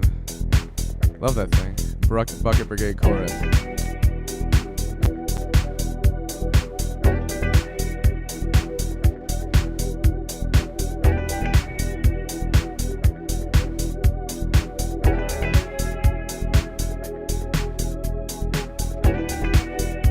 Using it in a vibrato configuration.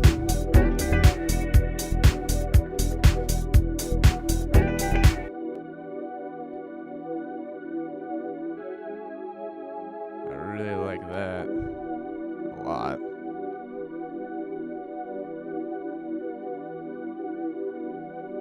I'm just going to adjust the preamp gain.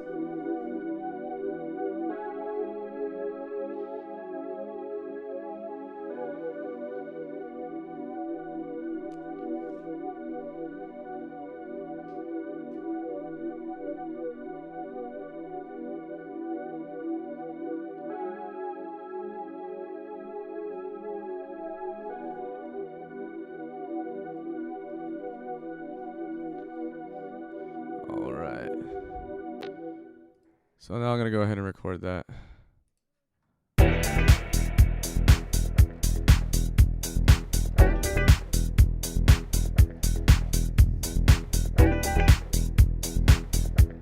might step up onto the amp and do a little bit of modulation.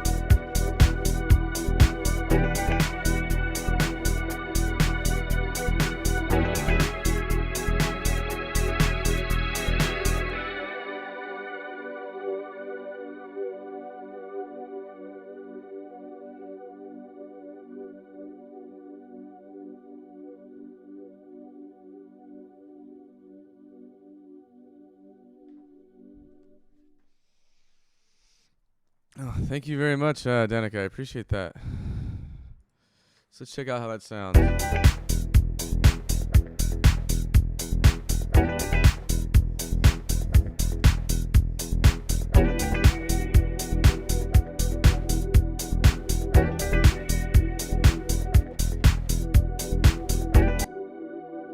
So this is causing some chaos in the middle of the mix. I'm going to throw on the EQ8. Put it into mid-side mode and only EQ the middle. Right there in the middle.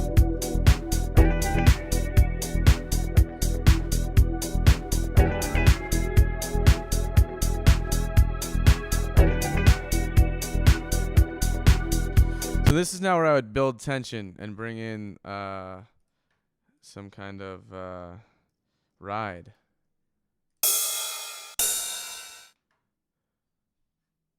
I don't know which one I want. I only ever use the 909 or the 707 ride. I find they're both my favorites.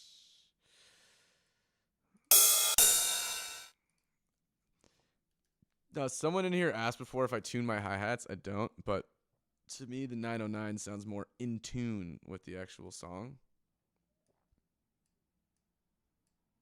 So that's what I'm going to use.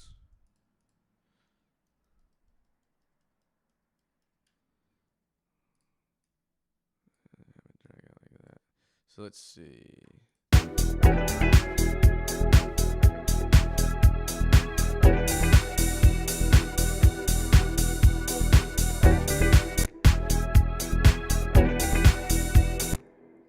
yeah, so I love that dragging kind of sound.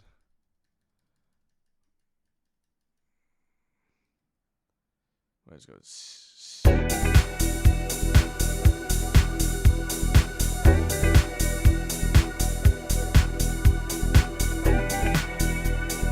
Now to make that percussion way more interesting,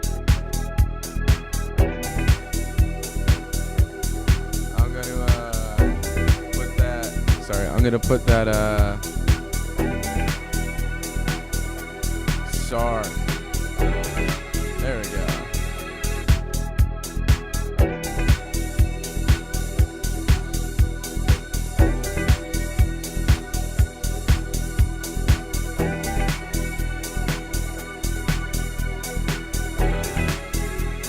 I like this, but I want it to be in the middle. So audio effects, utility, mono. Or maybe I'll just take the width.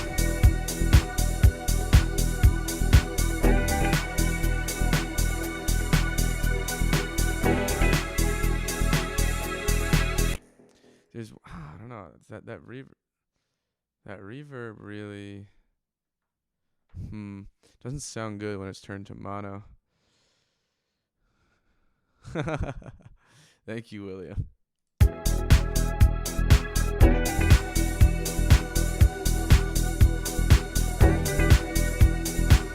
Everything's so wide, I prefer to have this down the middle.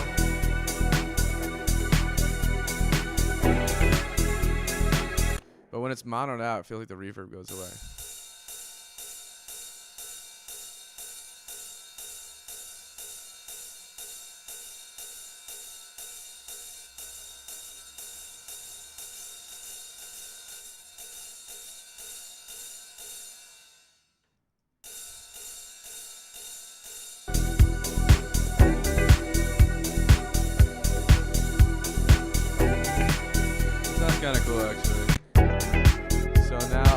to my Eventide shit.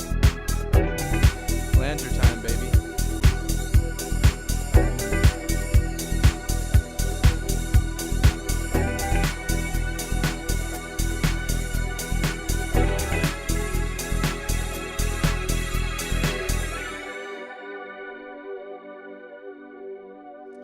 That's nice. Maybe at this part I'll do something weird and I'll automate the size of the room for the transition.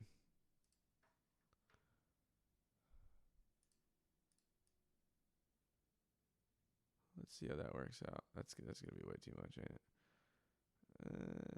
That could be nice.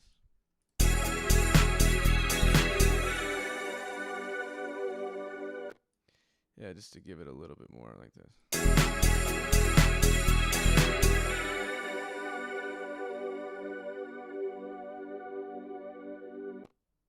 Put it even longer.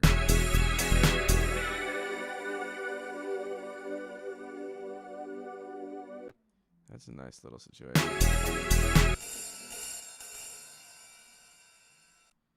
Okay, fine, let's do that.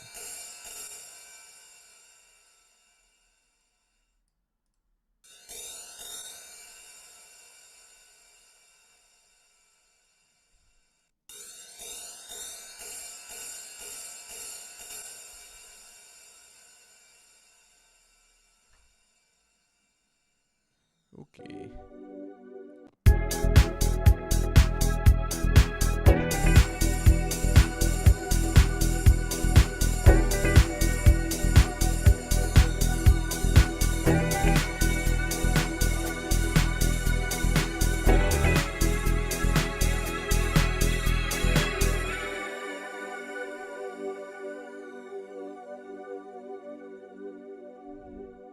There we go.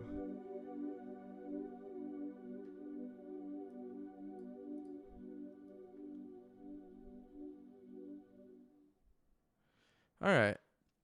So I think we've gotten to a good place now in terms of, you know, seeing how I go about doing this. Last thing I would say before I do anything is I'm just gonna a word that I like to use is I'm gonna shit up the kick. I feel like it sounds too nice to me.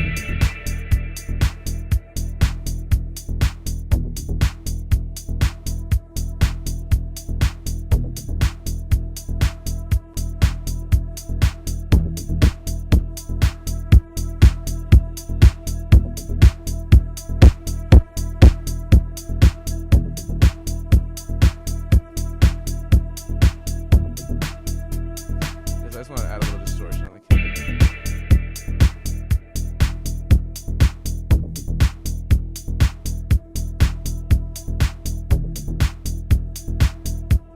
Makes the kick a little less friendly.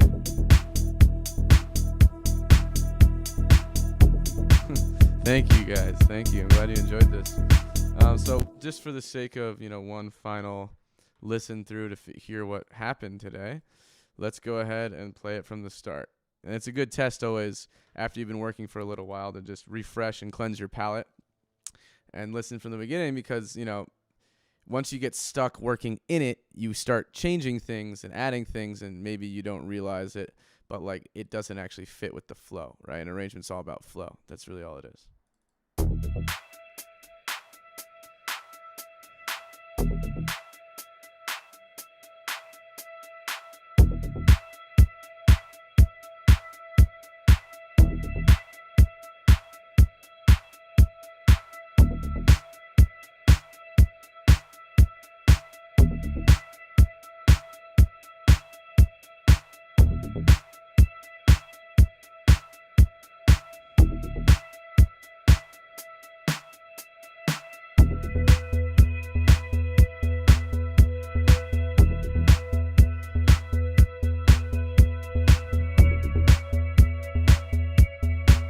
So far.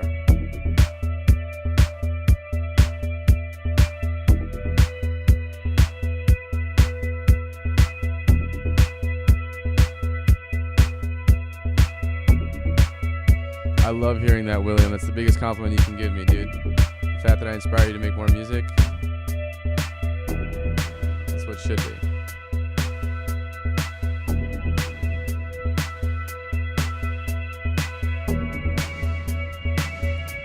All right, cool, man. I'll go check it out.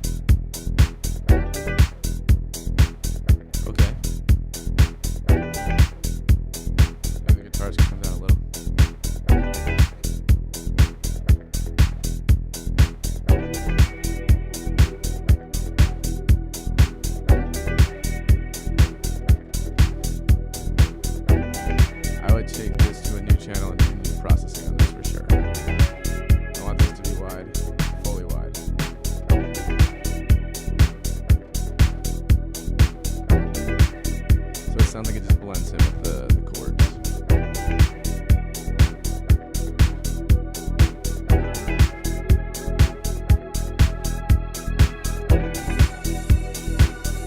I'm digging this so far. I'm digging it. This is cohesive. This is holding together. I maybe keep kicking there though.